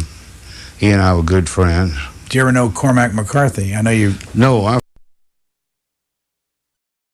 Been in the same room with him. I've been a champion of Cormac ever since his first novel came out. I've been preaching the doctrine of Cormac McCarthy ever since that first book, The Orchard Keeper, came out. And he's has begun to get the recognition that he deserves. Heard Harold Bloom in there a while ago on a program on Book Notes saying that Blood Meridian is perhaps the best American novel since Moby Dick, which is quite a compliment. Why did you like, or why do you like Cormac McCarthy? The writing. It's the writing. Any book McCarthy writes, the hero is the English language, or the American language, strictly speaking. Let's go back to the phones. Westerville, Oklahoma, you're on the air. Go ahead, please. Yes, Mr. Foote, I'd just like to say that you look much younger than your age. I'm quite surprised that you're 85, and hope that you're around quite a bit longer. I was curious if you have any interest in other wars other than the Civil War. Although I got to say the Civil War is probably my favorite. Possibly even World War II, which you experienced. Thank you. If I had any other interest in any other war, I would squelch it immediately. I gave my 20 years and I got my discharge. I'm not fighting anymore. I ain't gonna study war no more. I got various offers to write about the Revolution, the Mexican War, various things, but the Civil War was enough for me. That's enough war. Harrisonburg, Virginia for Shelby Foote. Hello. Hello. My name is Phoebe Davis, and it's such an honor to speak with you today, Mr. Shelby. My great-great-grandfather enlisted into the Civil War, 4th Regiment of Tennessee in May of '61. In November 25th, he was wounded and captured at Missionary Ridge. My question is, can you tell me about Missionary Ridge and where it's at, and did it have any significance of the war? Thank you again. It had a huge significance. Missionary Ridge was part of the Battle of Chattanooga. George Thomas's army advanced on Missionary Hill, and to everybody's surprise, not only made it up the ridge, up Missionary Ridge, but chased the Confederate army off of it and into full retreat, and on down into Georgia further. It was the beginning of the end for the Army of Tennessee, although they had the whole Atlanta campaign to fight from then on. But when they lost Chattanooga, it's as if the gateway got knocked off its hinges. It opened the South up to invasion of the kind that Sherman did in the Atlanta campaign. So your great-grandfather took part in a terrible thing that the Army of Tennessee people didn't ever like to look back on. They were routed. Over here on the bed are all your novels and your work, 6 novels. Which one of those sold the best? I think maybe Shiloh sold the best. Follow Me Down and Dry Season sold rather well. Can you buy them all now? Yeah, they're all in vintage at Random House, except 2 of them is published by a small press in Birmingham. And how about the Civil War series? Is it still selling every year? It does indeed sell quite well. Anybody use it in classes in college? I think so, but I don't know personally. I mean, it's too much to read, for one thing. Oklahoma City, you're on the air. Yeah, Dr. Foote, it is indeed a pleasure, sir. I had a photograph that was handed down from my mom that was made in 1912 in Springdale, Arkansas, and it includes 5 gentlemen from the north and 5 gentlemen from the south, but the one in the middle is my great-great-grandfather. And I've researched at Pea Ridge and Prairie Grove, and I've not been able to find anything about what his battle record was. How can I go about doing that? If you were a Mississippian, I'd send you to the Department of Archives and History, and I'm sure they have such a thing in Arkansas and Missouri, where you could ask them about his war record. If he held enough rank, you could find him in the official records of the War of the Rebellion. And it's always, the last volume of that is an index. You can look him up in that. After you found what unit he was in, if you somehow managed to find that out, you could find a history of that unit. You could find a great deal more than you think. It's the best documented war in a certain sense because of that 128-volume record of the War of the Rebellion, and because of the care that the Department of Archives and History, the National Archives and History have done. They've done a wonderful job of preserving things. A man there knew that my great-grandfather had been in it, and he sent me a whole bunch of documents pertaining to him, including his request for a pardon. And they have complete stuff. You'll be surprised how much you can find out once you really get on the trail. El Paso, Texas, for Shelby Foote. You're next on the air. Mr. Hood, my favorite general was Hood, and I wondered, what do you think would have happened on the second day if he'd have been allowed to go around the Union left? And secondly, was he treated unfairly later in the war? Is it accurate to say he was incompetent above the division level, or was he just misplaced in the other command in the West? I wouldn't use the word incompetent, but he did fail as an Army commander. What was his, let me just ask you, what was his full name? John Bell Hood. And he replaced Joe Johnston in command of the Army of Tennessee. And he said the second day of what battle was he talking about? He's talking about Gettysburg. Longstreet wanted to go around the Union left and hit them in the rear or take up position in that direction to receive attack instead of giving it. And Hood wanted to also, independent of Longstreet. He had done his own scouting and wanted to strike in the Union rear where they then were. Lee said, no, he's there and I'm going to hit him, and he wouldn't listen to either Longstreet or Hood. Hood made his attack. Longstreet called that day's fighting the best single day's fighting ever done by an army on the face of this earth. And they were good, too. Hood's men especially. Hood was wounded there. That's where he lost the use of one of his arms. San Diego, go ahead, please. You're on with Shelby Foote. Hello? Please go ahead. Hi. I'm calling regarding Andrew Johnson. I've heard you mention Grenville, Tennessee, and I know he was from that area. And I was interested in your perspective as a historian as well as a Southerner regarding Andrew Johnson remaining on the Union side when all the other Southern politicians had resigned and went home. And my quick second question is for my son. I wanted to know is, could you explain the blue background and the stars and the Southern flag and the red and why the colors are the way they are? Thank you, sir. Johnson was from Greenville, Tennessee. I'm from Greenville, Mississippi. And his Greenville has an E in it, G-R-E-E-N-E-V-I-L-L-E. Johnson, there's some different opinions about. He appears to have been extremely unskillful as a politician.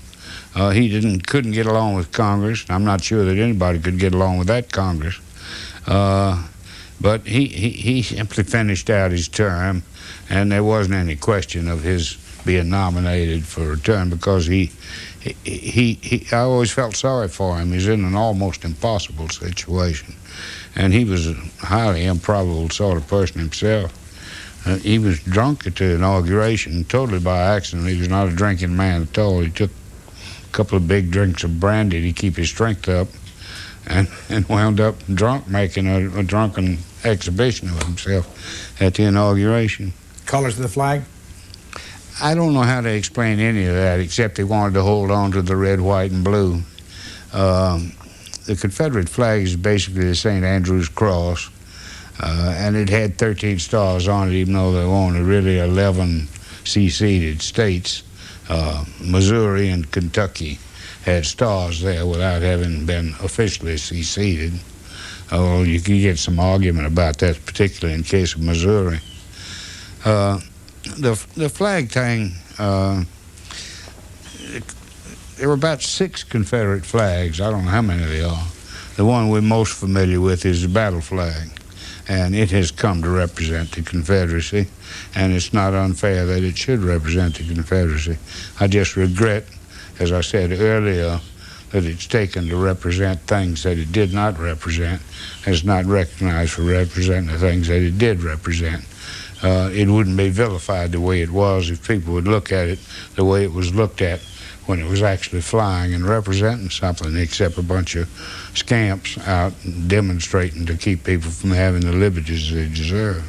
If you've just joined us, we're in Memphis, Tennessee, in the middle of the city with Shelby Foote in his bedroom where he's written quite a few words, read, and also, do you listen to music in this room too? Yeah, music is a great thing in my life. It means a great deal to me, particularly Beethoven, Mozart, the rest of them. Have you studied those composers as much as you've studied the Civil War? No, nothing like as much, but I did find out something. Learning to read a score is a tremendous help to somebody, particularly if they have not superb hearing. When I look at a score of a quartet, for instance, my eye will tell me, my God, look what the viola's doing, and then my ear will hear it. But music meant a great deal to me all my life. I noticed on the board there in front of your desk there's a list of composers. Right, that was to get straight in my mind the order that they were in. Order of birth or order that they did their works? It's the span of their lifetime. The years they lived. It starts with Sibelius, Roussel, Ravel, and Milhaud. And it goes down to Tippett and Shostakovich and Britten. And I just wanted to get it straight in my mind, the order that they occurred.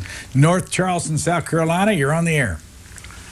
Yes, Dr. Foote, I would like to ask you some questions about the history of the state of West Virginia. They didn't become actually a state of the Union until 1863, and most of southwestern Virginia, which it was called during the first part of the war, you had units in the Confederacy, including the 45th Battalion of Virginia Infantry, which my great-grandfather fought in. And I also found Colonel George S. Patton, basically the grandfather of the World War II general, also fought for the Confederacy in the Virginia 22nd Infantry. Have you ever did any research on this area, sir? Yes, some. Lincoln defended it. West Virginia, in effect, seceded from the Confederacy. And they said to Lincoln, I thought you were opposed to secession. And he said, well, secession for the Constitution is different from secession against the Constitution. You mentioned Patton's grandfather. In the movie Patton, he stands in front of this huge American flag and says, we Americans have never lost a war. Well, believe me, his grandfather lost a war pretty thoroughly. He was in the Army of Northern Virginia. One of the distinguishing things, he saved the Greenbrier from being burned down by Union forces coming through there by driving them back. Patton is an interesting man to study about. He's a man absolutely entranced with military things of all kinds, military history, especially Roman history. We have about 45 minutes left with Shelby Foote on our in-depth series on Book TV as we take a call from Vinyl Haven, Maine. Go ahead, please. Yeah, good afternoon. I've been studying the Civil War for quite a while now, and I feel that the high water mark of the Confederacy was at Sharpsburg rather than at Gettysburg. It seems to me after Sharpsburg it kind of went downhill from there. I was wondering what your opinion was of that. Where is he talking about? He's talking about the Battle of Sharpsburg, which the South lost, really. At least they defeated it. They retreated after it was over. I don't think they're wrong in saying Gettysburg was a high water mark. It was the furthest north that penetrated with a major army. It was a critical time of the war, and it certainly was downhill after that, especially since it's combined with the fall of Vicksburg in the west, which is ignored too much. The day the last day of the Battle of Gettysburg was the day before Vicksburg surrendered. Vicksburg surrendered on the 4th of July, and Lee retreated on the 4th of July. And it's often mentioned as the high point of Confederate hopes. And I don't think that's a misstatement, really, of fact. I don't like pointing out high points and low points and all that. But I think in this case, it's not unfair to say that Gettysburg is the high point, even though they fell off from that high point. It was indeed a high point. Today's program is being produced by Richard Hall and directed by Maurice Haynes. We take a call from Peoria Heights, Illinois. You're on with Shelby Foote. Go ahead, please. Yes. This is Sharon Atterbury, and I wanted to ask about, there's a location in Memphis. I was just down there last week doing research on a book I'm writing about a lady who was a Civil War nurse from Peoria, Illinois. Her name is Lizzie Aiken. She was known as Aunt Lizzie to the nurses. I went up on Main Street, at the corner of Main Street and Jefferson. There's a very old building up there, and it says Lowenstein's on the top of it. And I read in a book at the Pink Palace Museum that Mr. Lowenstein came to Memphis in 1855 and opened his store in 1861. Now, was this part of the Irving Block prison, or was that in front of where Irving Block was? Thank you very much. It's a pleasure to speak to you. Thank you. I don't know well enough the geography down there as to the age of different buildings, and I don't think any part of that prison is left. Lowenstein's, of course, was a department store. Was very active here for a long time. The yellow fever thing in Memphis is almost as interesting as the Civil War. They were devastated here. Memphis went out of existence. Became the taxing district of Shelby County. There were so many deaths from yellow fever here, and the cemeteries are overflowing with people from 1878 and 1893. Yellow fever was a very real thing in this part of the country. San Diego, California, for Shelby Foote. Hello. Dr. Foote, thank you very much for taking my call this morning. I've always been a great admirer of yours. I'm a retired naval officer and a graduate of the National War College, where we studied the Civil War rather extensively. And I've always been intrigued by the discussion of lack of follow-up at Gettysburg and other places. Meade's lack of follow-up at Gettysburg, McClellan's lack of follow-up at Antietam. In McClellan's case, despite his lack of audacity, and in Meade's case, despite the momentum in his favor, I've always felt that the apparent lack of motivation to follow up tactical advantages in the Civil War could have been due in some part, if not large part, to simply the feeling of enough is enough, where the respect for one another as countrymen simply overcame the bloodlust, and that the idea of annihilation gave way to a level of compassion that simply demanded the victor allow the vanquished to leave the field without further loss of life. Could you comment on that, please? I think that you are too hopeful of the goodness of man, and you're assigning the reasons for no follow-up. To my mind, the real reason for no follow-up from First Manassas or Bull Run right on through up until the very end, the winner of a battle, whether it was Gettysburg or Fredericksburg or Manassas, first or second, or Sharpsburg or any of the rest of them, the winner was as exhausted as the loser. Those battles absolutely exhausted both sides. One of them had barely enough strength to crawl away. The other didn't have enough strength to follow up, and they certainly didn't want any more fighting after 3 days of Gettysburg.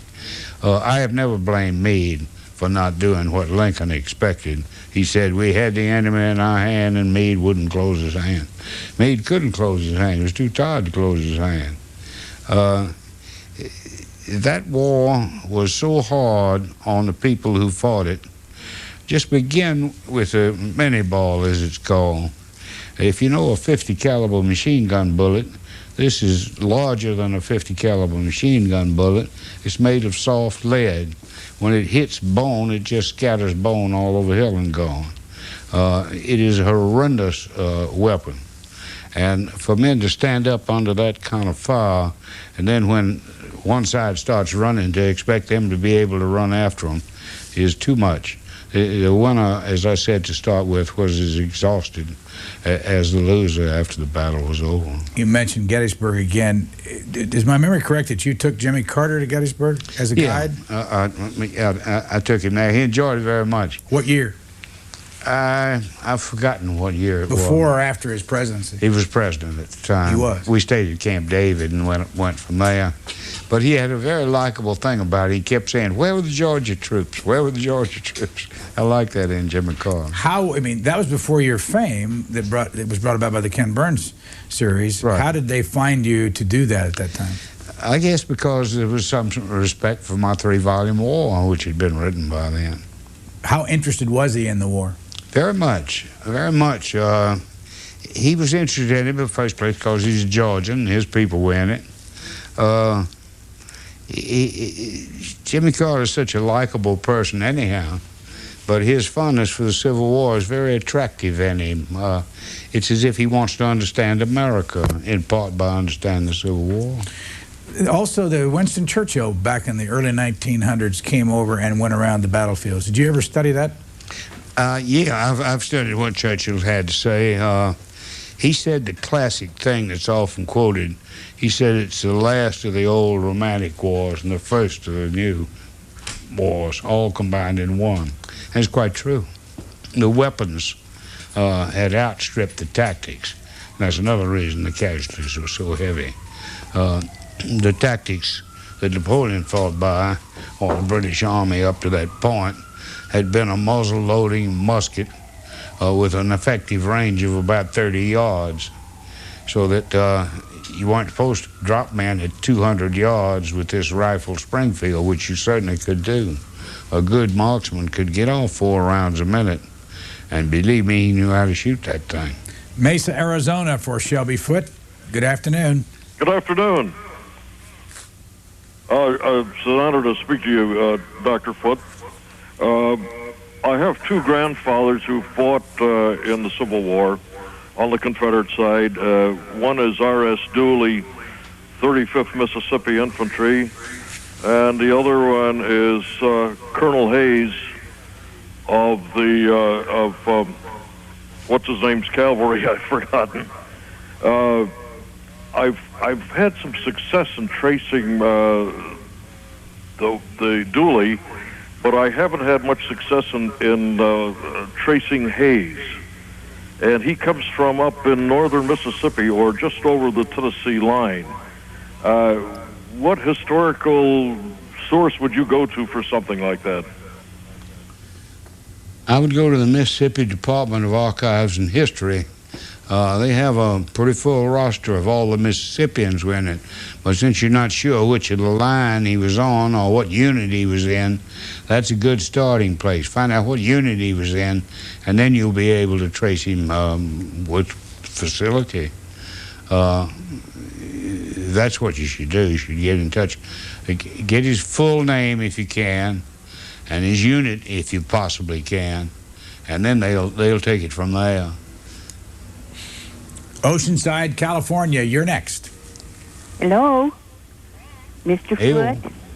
What a privilege C-SPAN is allowing me today.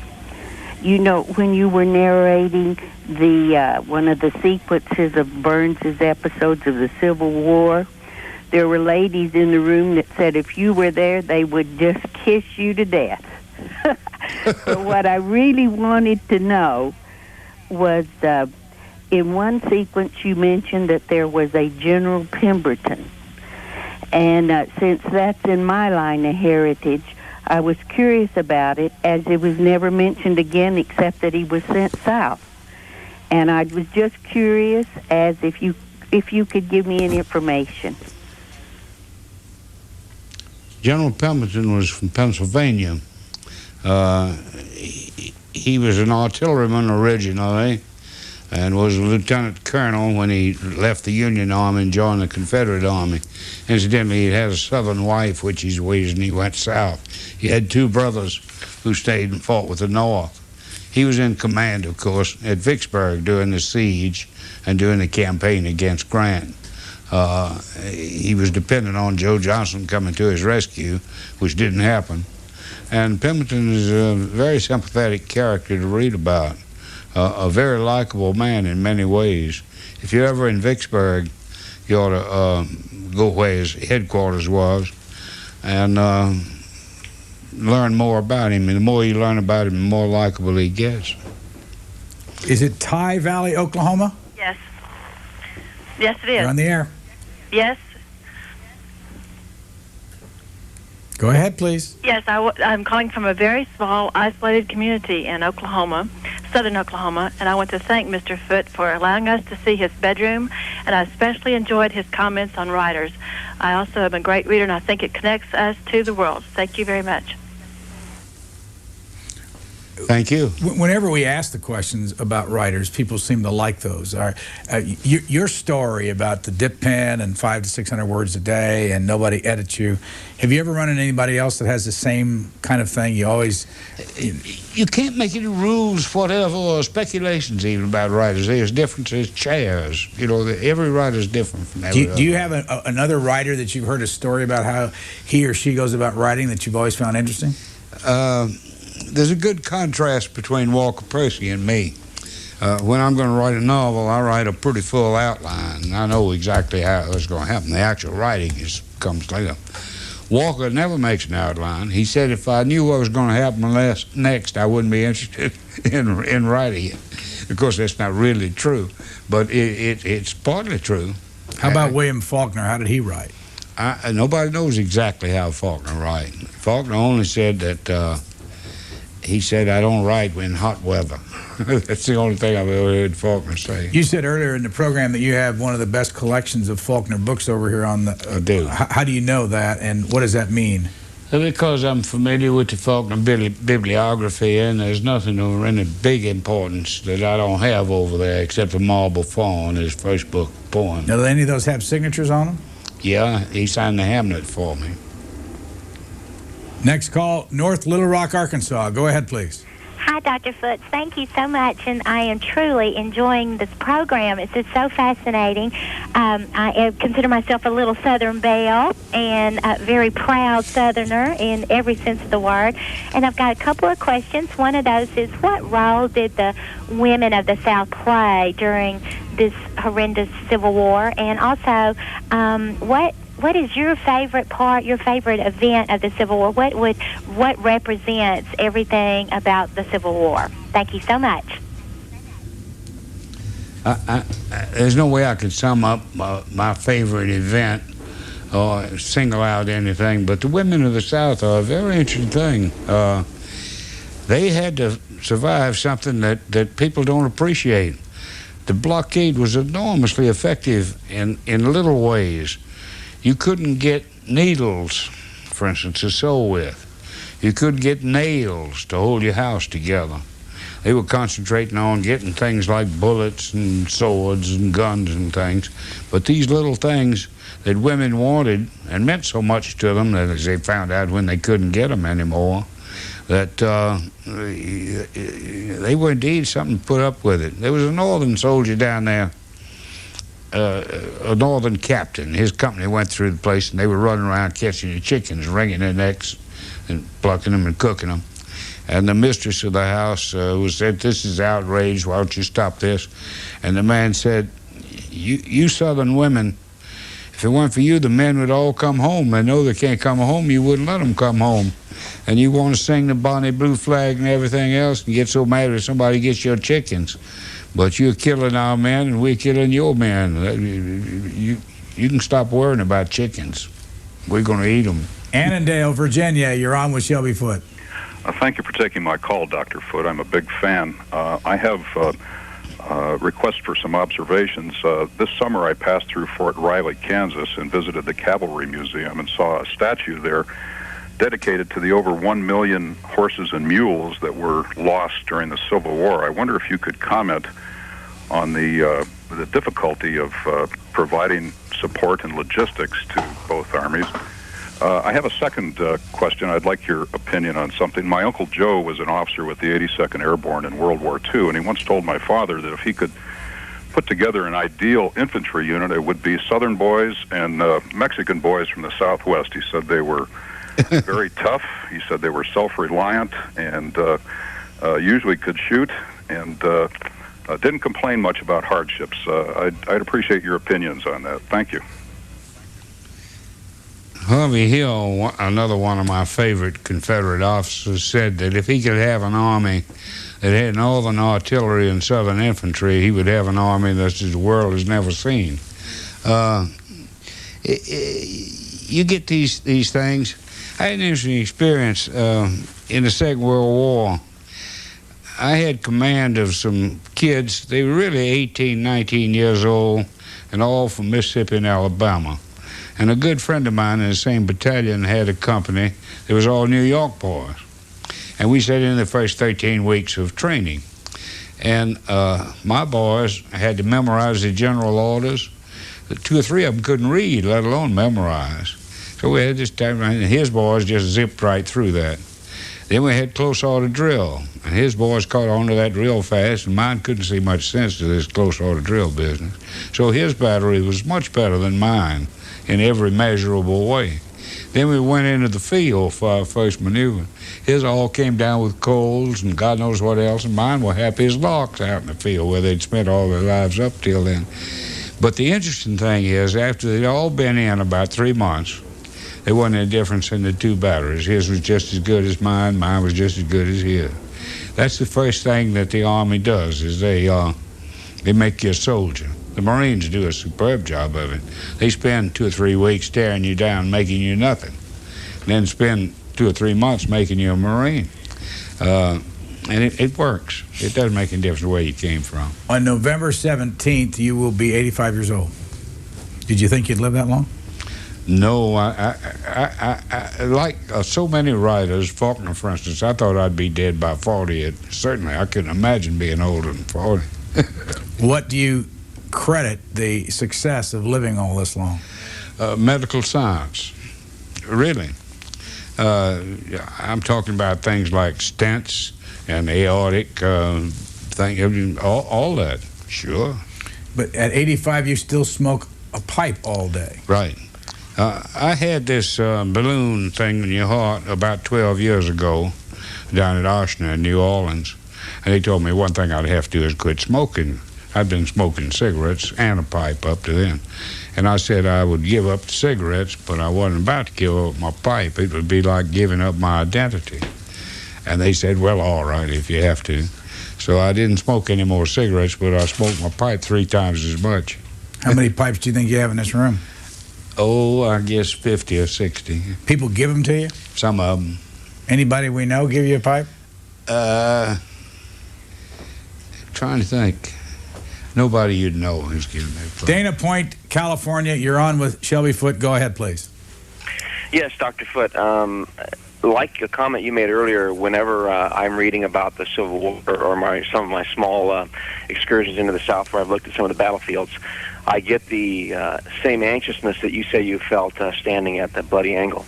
And I'm curious, when I read some of the battles, and of course I know the outcome ahead of time, I have that advantage, I get so anxious about the lack of intelligence gathering and the ability to get that intelligence to the officers and then act upon that intelligence. And I wonder if you could comment somewhat on the hardships of getting that intelligence to the officers. And in the case of Gettysburg, for instance, General Lee didn't react to it and go around the back. Thank you.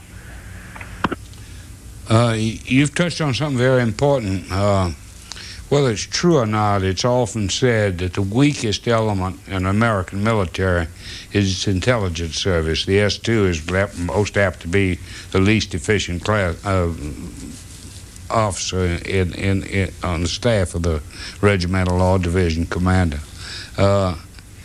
The transmission of intelligence is so difficult. We have an American contempt for spying and tale-telling and all that I think somewhat cripples up our ability to function too well. I can remember a time when someone like John Dillinger was a hero to the American people, and those scoundrels were trying to kill him. it's all a very curious and somewhat comical situation like that. I don't think earlier, did you deal with the 1 million mules and horses earlier with the question? No, I had thought of that and I'd forgotten it. True story? Is that? Horses are a tremendous problem. Feeding them, feed a man, you've got to have 2 or 3 pounds of food a day. Feed a horse, you have to have something like 15 pounds of food a day. So that getting that food up to the line is quite a job. The horse situation in the South for the last year of the war was crucial to their being able to, for the cavalry to function. The North was superbly mounted at that time, but the South was miserably mounted. The horses were so weak-kneed they couldn't get up to a gallop. There wasn't any bark left on any of the trees in Northern Virginia because the horses were eating it because they had nothing else to eat. It was a real crippling thing that deserves more study than it's had. We have a little more than 20 minutes to go with Shelby Foote in our 3-hour in-depth program from Memphis here in his bedroom, where he wrote the last of the 3-part series, The Narrative on the Civil War. As we go next to San Antonio, Texas. Go ahead, please. You're on the air. Good afternoon, sir. It's an honor to talk with you. And I was just wondering, were you aware that the battlefield at Rich Mountain had been preserved, and that to a very large extent that's a result of the Ken Burns television show and your writing? So congratulations on that accomplishment. Thank you. Did you know that? No, I'm not sure what he means by Rich Mountain. He's not there any longer, so we won't find out. Well, I don't know which Rich Mountain. You know, about an hour ago, somebody called you Dr. Foote, and it just kind of caught on. And if I remember right, you just finished 2 years at the University of North Carolina, but in the wall in there, you got a bunch of honorary doctorate degrees. Right. You like the sound of that, Dr. Foote? I'm very protective of my amateur standing, and I'm just barely a mister, and I wish they wouldn't call me doctor. How many honorary degrees do you have? 8 or 9. Do you have a favorite of all of them? No, that wouldn't be fair. I guess if I had a favorite, it's Chapel Hill, where I went to school for 2 years, and they gave me an honorary degree after I was out. And did people start calling you doctor after that? I guess so. But I'm not a doctor, of course. An honorary degree doesn't make you a doctor. We're going to show your doctorates in a moment. We've got a camera in the next room there on the wall. As we take a call from White Plains, New York. Go ahead, please. Yes, I hope I'm not asking a duplicate question, but many years ago, and I haven't been able to find it since, I read a reference that Lee, after the war, was asked who was the toughest general he faced, and he said McClellan, to my surprise. Is that a myth? And did he ever tell anybody who he thought was the toughest? And who do you think he might have thought was the most difficult? He's quoted as saying, someone asked him who's the most capable general he faced as an opponent. And he said, this is a direct quote, McClellan by all odds. Some people have said McClellan was his favorite general because he beat him so regularly. But Lee meant by that McClellan did 2 things. He was skillful in his knowledge of the war, and he observed the rules of war. Lee regretted very much that civilians were interfered with in the war. He thought professional soldiers or recruited soldiers ought to get out and fight it out, and they ought not bother civilians. A very old-fashioned notion. Those of you who have just joined us, we haven't talked as much today as we have in the past about Shelby Foote's background, his personal background, but those of you who are interested can go on to booknotes.org and get the transcript from our interview from about 8 years ago, which goes into a lot of detail about Dr. Foote's background. Let's go to Mitchell, Indiana next. Go ahead, please. You're on the air. Dr. Foote, I was wanting to know, what color would the Louisiana Tiger jacket be? Ask that again, caller. What color would the Louisiana Tiger jacket colors be? What color would the Louisiana Tiger jackets be? I have absolutely no idea. Why are you asking that, caller? Because me and my uncle run a Civil War shop in Mitchell, Indiana, and we're like getting a mannequin ready, and it's going to be a Louisiana Tiger. Well, Louisiana Tigers is something. They were a good unit. They were mostly from New Orleans. They were largely Italians and Irishmen. They were a fighting unit, all right, but I don't know that they would be any different from any other butternut or gray uniform. When you hear that somebody has a Civil War shop in Mitchell, Indiana, does that mean anything? Are there a lot of those around the country? I think so, but I don't have much to do with them. I stay out of all the costumes and mementos. Again, for those who've just tuned in, you've been in this house since 1966. How long have you been married to Gwen? For 45 years come September. She was your third wife. Right. And what role has she played over the years? A tremendous role. She's been the sustainer of my continuing to do this work. Without Gwen to look after me, I don't know how I would have gotten it done. Well, you know, you read, though, a lot that some writers, their spouses edit, their spouses read the manuscripts. Yeah. Does she do any of that? No. You see movies about writers or pianists or something. Their little wife comes in, comforts them, and helps them with their work. What you tell is, get out here and let me alone. I'm busy while you're working. But Gwen knows that. It doesn't come any news to her that I like to be left alone while I'm writing. But during those years when you would spend, as you said, maybe 2 months in here, day after day, hour after, the whole day, what was your relationship with your wife during that period? Well, it didn't keep me from sitting down and having a couple of good drinks of whiskey soon as work was over. We had a life, a social life, a life with each other, like anybody else. It's just like I work perhaps longer hours than most husbands, and I'm around the house, which is very hard on a wife to have the husband around all the time. But that's the condition when you're married to a writer. You have the fellow to put up with all day long. Alexandria, Virginia, you're next. Go ahead, please. Yeah, hi. I was interested in your comments on Vietnam and also on the amputees. I was 101st Airborne in Vietnam, and I lost both my legs. And I think one of the things with Vietnam is all the people came from different places and they left at different times, so it sort of interfered somewhat with the camaraderie. But the question I called for was in terms of reparations. You had talked about the number of people who had lost their lives in the war, and to me that seemed like a pretty high price. It is. I don't think there's any question of reparations, though. They didn't have the standard $10,000 life insurance policy that they had when I was in the Army. God knows what it is now. When I was in the Army, a recruit made $21 a month, and after he'd been in for 3 months, he made $30 a month.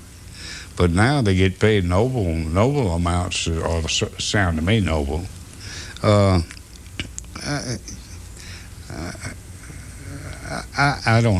really don't know. When you write, what about the length of the sentence? Do you have a philosophy of that?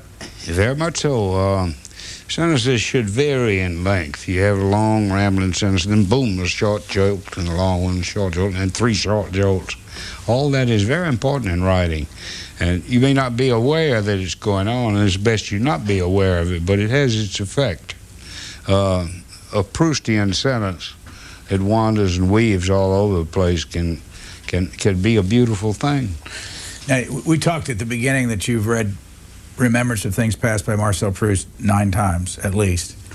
But you have over here on the wall a photograph of him, or a picture of some kind. And I don't mean to offend you, but that is not a very nice frame that you've got around. You've got a couple of pieces of It's a poster. My son sent it to me from Paris. How long has that been up there? That's been up there about 10 years.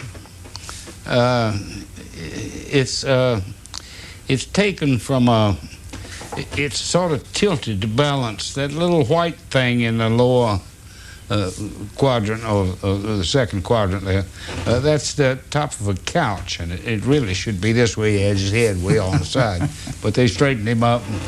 But that's a very good picture of him. You think you would have liked him? I know I would have liked him. Everybody liked him. What, he died, 1924 or something like that? He died in 1922. 22, yeah. Same time as my father. And he died the day before my 6th birthday. What? Who introduced you to him? My mother, I introduced me to him. I got a Random House catalog saying they had this new 4-volume edition of Proust, and I had read about Proust somewhere, and I got my mother to give it to me for my 17th birthday. It came there about a month before my 17th birthday, and by my 17th birthday, I had read it the first time. Now, what's over here on your shelf here in your bedroom was purchased when? Well, how long have you owned that? If you're talking about that 4-volume? 4-volume. I got that in 1934. And the 5-volume one up here, I got 2 years ago from the Modern Library. There's a 3-volume Proust that I don't much like. It's a retranslation. I don't like the new translation as well as the old one. It is the old one, but they polished it up, or they call themselves polishing it up. Edina, Minnesota. You're on with Shelby Foote. Hello. Oh, thank you, Mr. Lamb. Mr. Foote, I have an observation and then a question or two, and my observation may be misguided, but I hope you will at least comment on it for me. I don't see you so much as an historian as I see you as a storyteller. I don't see you so much as in the tradition of Gibbon as in perhaps the tradition of Homer. And that may betray my own prejudice as maybe a literary person who loves history. But 2 reasons have led me to that, and I've taught it that way. First, your book is not titled a history, it's titled a narrative. And then secondly, I see this wonderful clarity of vision that you have about these heroic characters in an epic story. And like Homer, you're able to treat them with a wonderful balance and appreciation of the great human qualities rather than the northern or southern qualities, the sense of what it means to be a human being, so that when Achilles meets Hector, Homer doesn't distinguish between the nobility of the two. They both have greatness of character. So I wonder, in my questions, if you might comment on your feelings about Homer and whether you feel any influence there. And then a couple of other questions. One, I don't allow my students, at least to bring to class, the Time Life series, which is a beautifully produced series and makes a wonderful historical book with its illustrations in those 14 volumes. But I only allow them the written word. I don't want them distracted by photographs and other things because it would be like illustrating Homer with all kinds of Greek shields and so forth. You are detracting from the poetry. And I believe you are a poet. I hope you'll allow me to say so. I think your words and your love for the language and for Shakespeare and Proust indicate your great poetic talents. And then finally, if there's time, and I apologize for going on so long, but I've been a reader of Walker Percy from his first novel when I was, I guess, maybe in college in 1960 or 61. And I've sensed a great influence of religion, and not specifically religion in the sense of creeds, but of the great metaphysical, philosophical questions in his work. I wonder if you feel that there has been an influence of religion and philosophy in your work. And if that's too personal a question, I apologize for asking it, and please ignore it. But if you can, among the other things, answer those. And thank you very much for the opportunity to ask this question to you and Mr. Lamb. Thanks. Let's go back to the beginning. You said you're a storyteller. You like that? I thank you for the compliment, especially for the mention of Homer. In the first or second volume, I expressed my debt to the Iliad.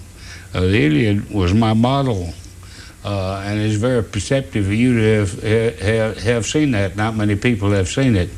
I don't think anybody's written better narrative than Homer wrote, especially in the T.E. Shaw translation. The Lattimore I like very much, but the Shaw translation I like of the Odyssey. I wish he'd lived to translate the Iliad, but the Lattimore translation of the Iliad is practically a Bible with me. We've been talking about my reading of Proust. I've read the Lattimore translation of the Iliad nearly as often as I have the Proust, and I quite consciously took the Iliad as a model in writing this Civil War history. Now, right above you, right above that fluorescent lamp that you've had for all your life, is the several. It looks like the Holy Bible. It looks like 3 copies. I assume that's. Yeah, that's a 3-volume Bible. 3-volume Bible, and there's another Bible. What role has religion played in your life? Not much. I love the Bible, but I have never felt any pull toward religion. Perhaps a shameful thing to say, but I'll just go really crazy and say my life is art rather than religion. In other words, art is my religion. And that's a bad thing to say in many ways, and I certainly don't want anybody to model themselves after me in that regard. But I just never have felt the need for a deep religious thing. It may come. And in your time with Walker Percy over those 60 years, you used to jab him a little bit about his Catholicism? Was he a convert? He was a convert, and as enthusiastic as most converts are, especially at the start. And I used to guy him about it some. He put up with it pretty well. El Paso, Texas, for Shelby Foote. A couple minutes left. Go ahead, please. Yes. A few years ago, I went through the Vicksburg War Memorial, and I noticed units from Missouri on both sides, and there was a comment made earlier about Missouri, and I wondered if Mr. Foote could tell us what he knows about the state of Missouri in the Civil War. That's a pretty big subject to call on for, but Missouri was fighting the Civil War before anybody else was fighting the Civil War. The Kansas border wars were going on. It was savage, bloody business. Missouri, incidentally, I've been talking about Bedford Forrest all along. Joe Shelby was one hell of a cavalry commander himself. The war in Missouri is intensely interesting to read. There hadn't been enough done about it. There ought to be a lot more. San Francisco for Shelby Foote. Hello. Yes, sir. How you doing? I have recently had the privilege of writing a research paper about General Nathan Bedford Forrest. I found his tactical contributions to be amazing in numerous campaigns.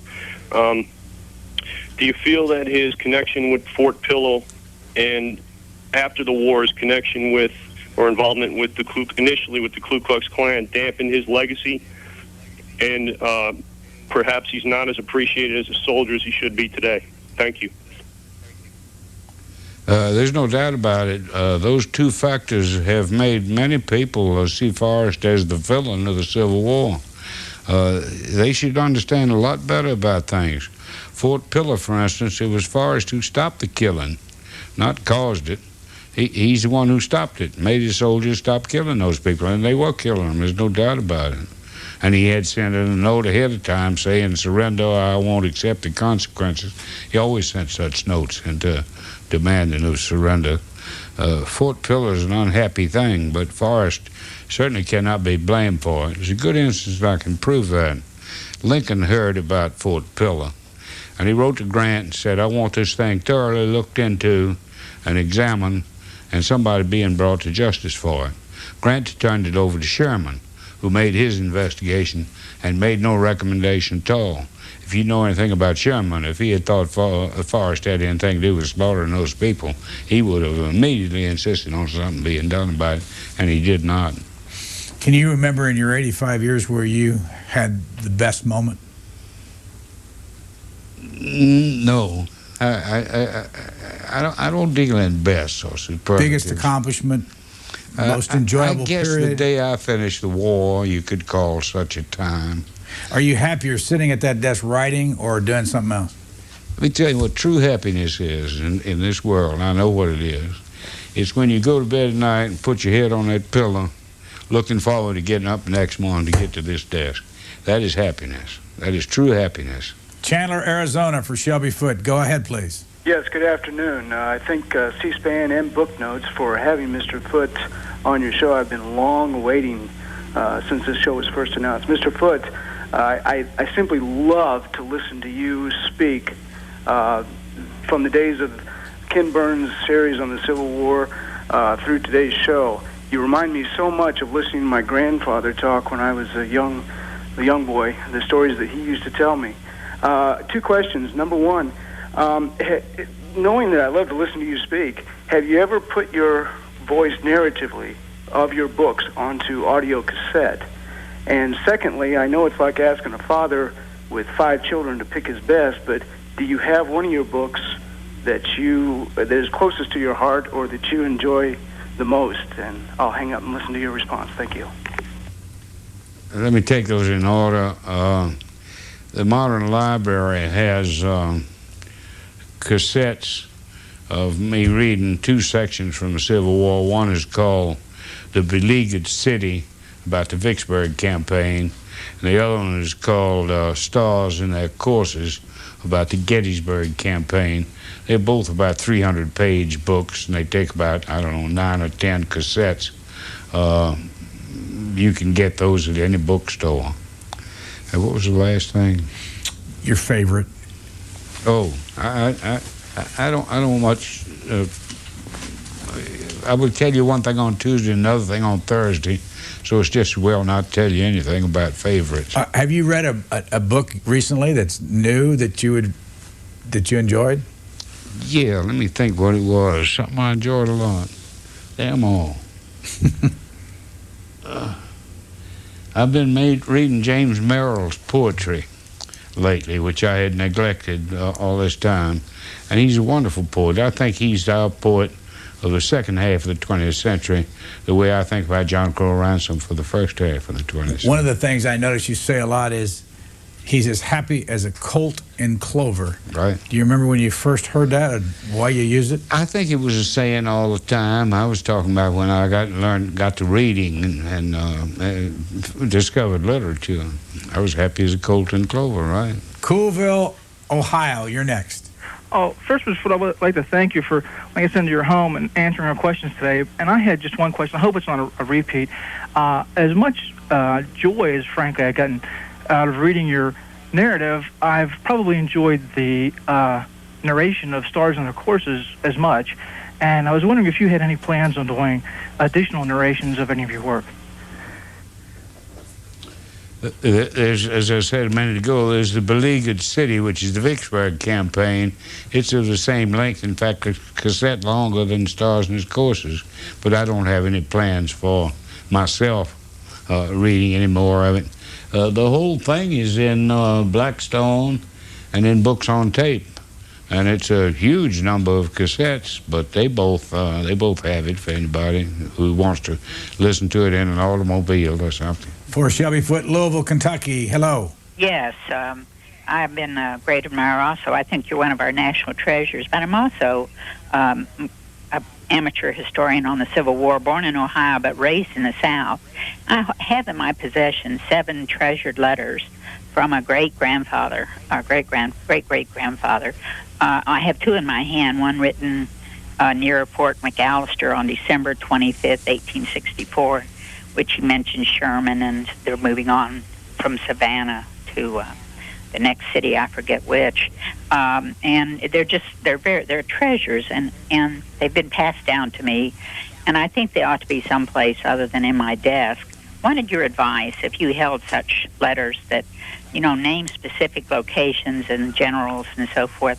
What would you do with them? The first thing you should do is take them to a real good reproducer.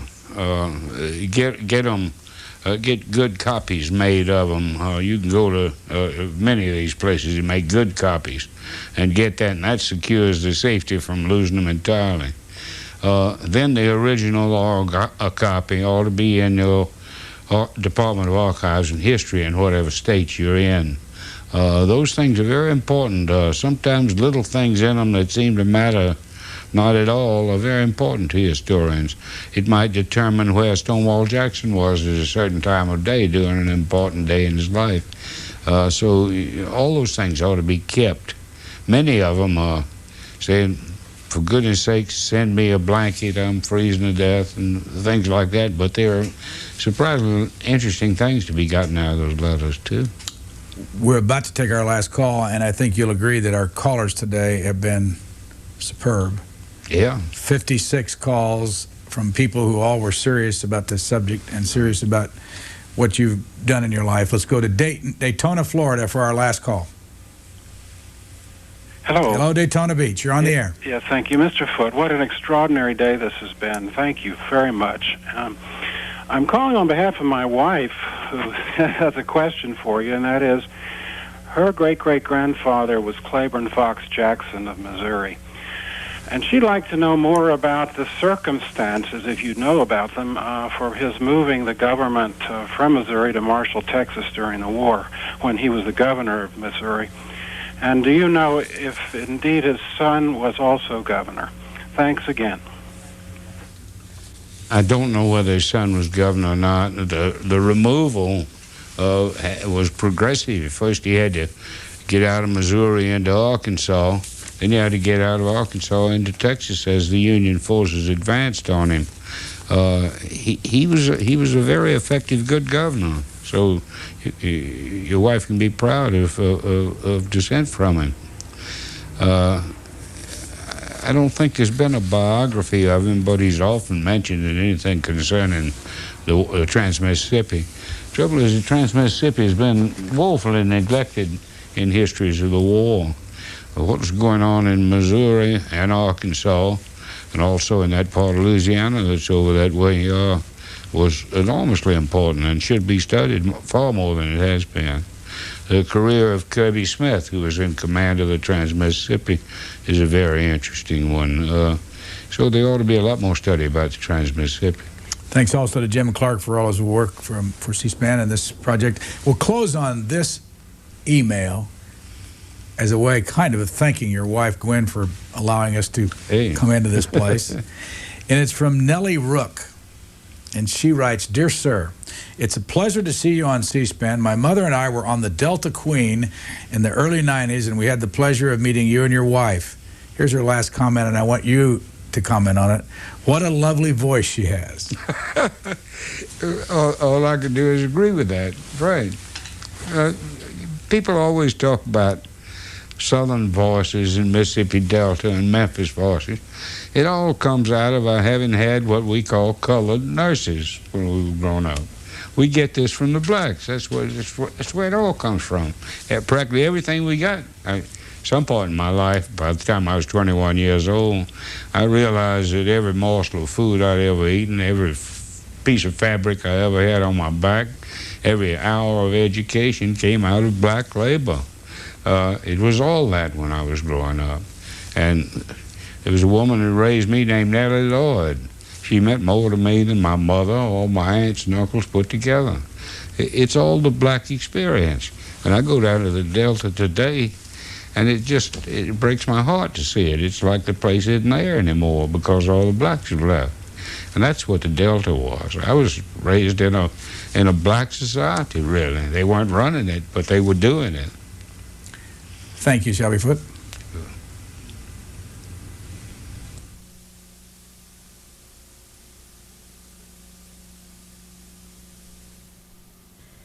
Tonight on Book TV's In-Depth series, Shelby Foote. Writer, playwright, and Civil War historian, Mr. Foote has been a 3-time Guggenheim Fellow, lecturer at the University of Virginia and Memphis State. He is author of Stars in Their Courses, Shiloh, and the Civil War, a Narrative, among others. You can see our interview with Mr.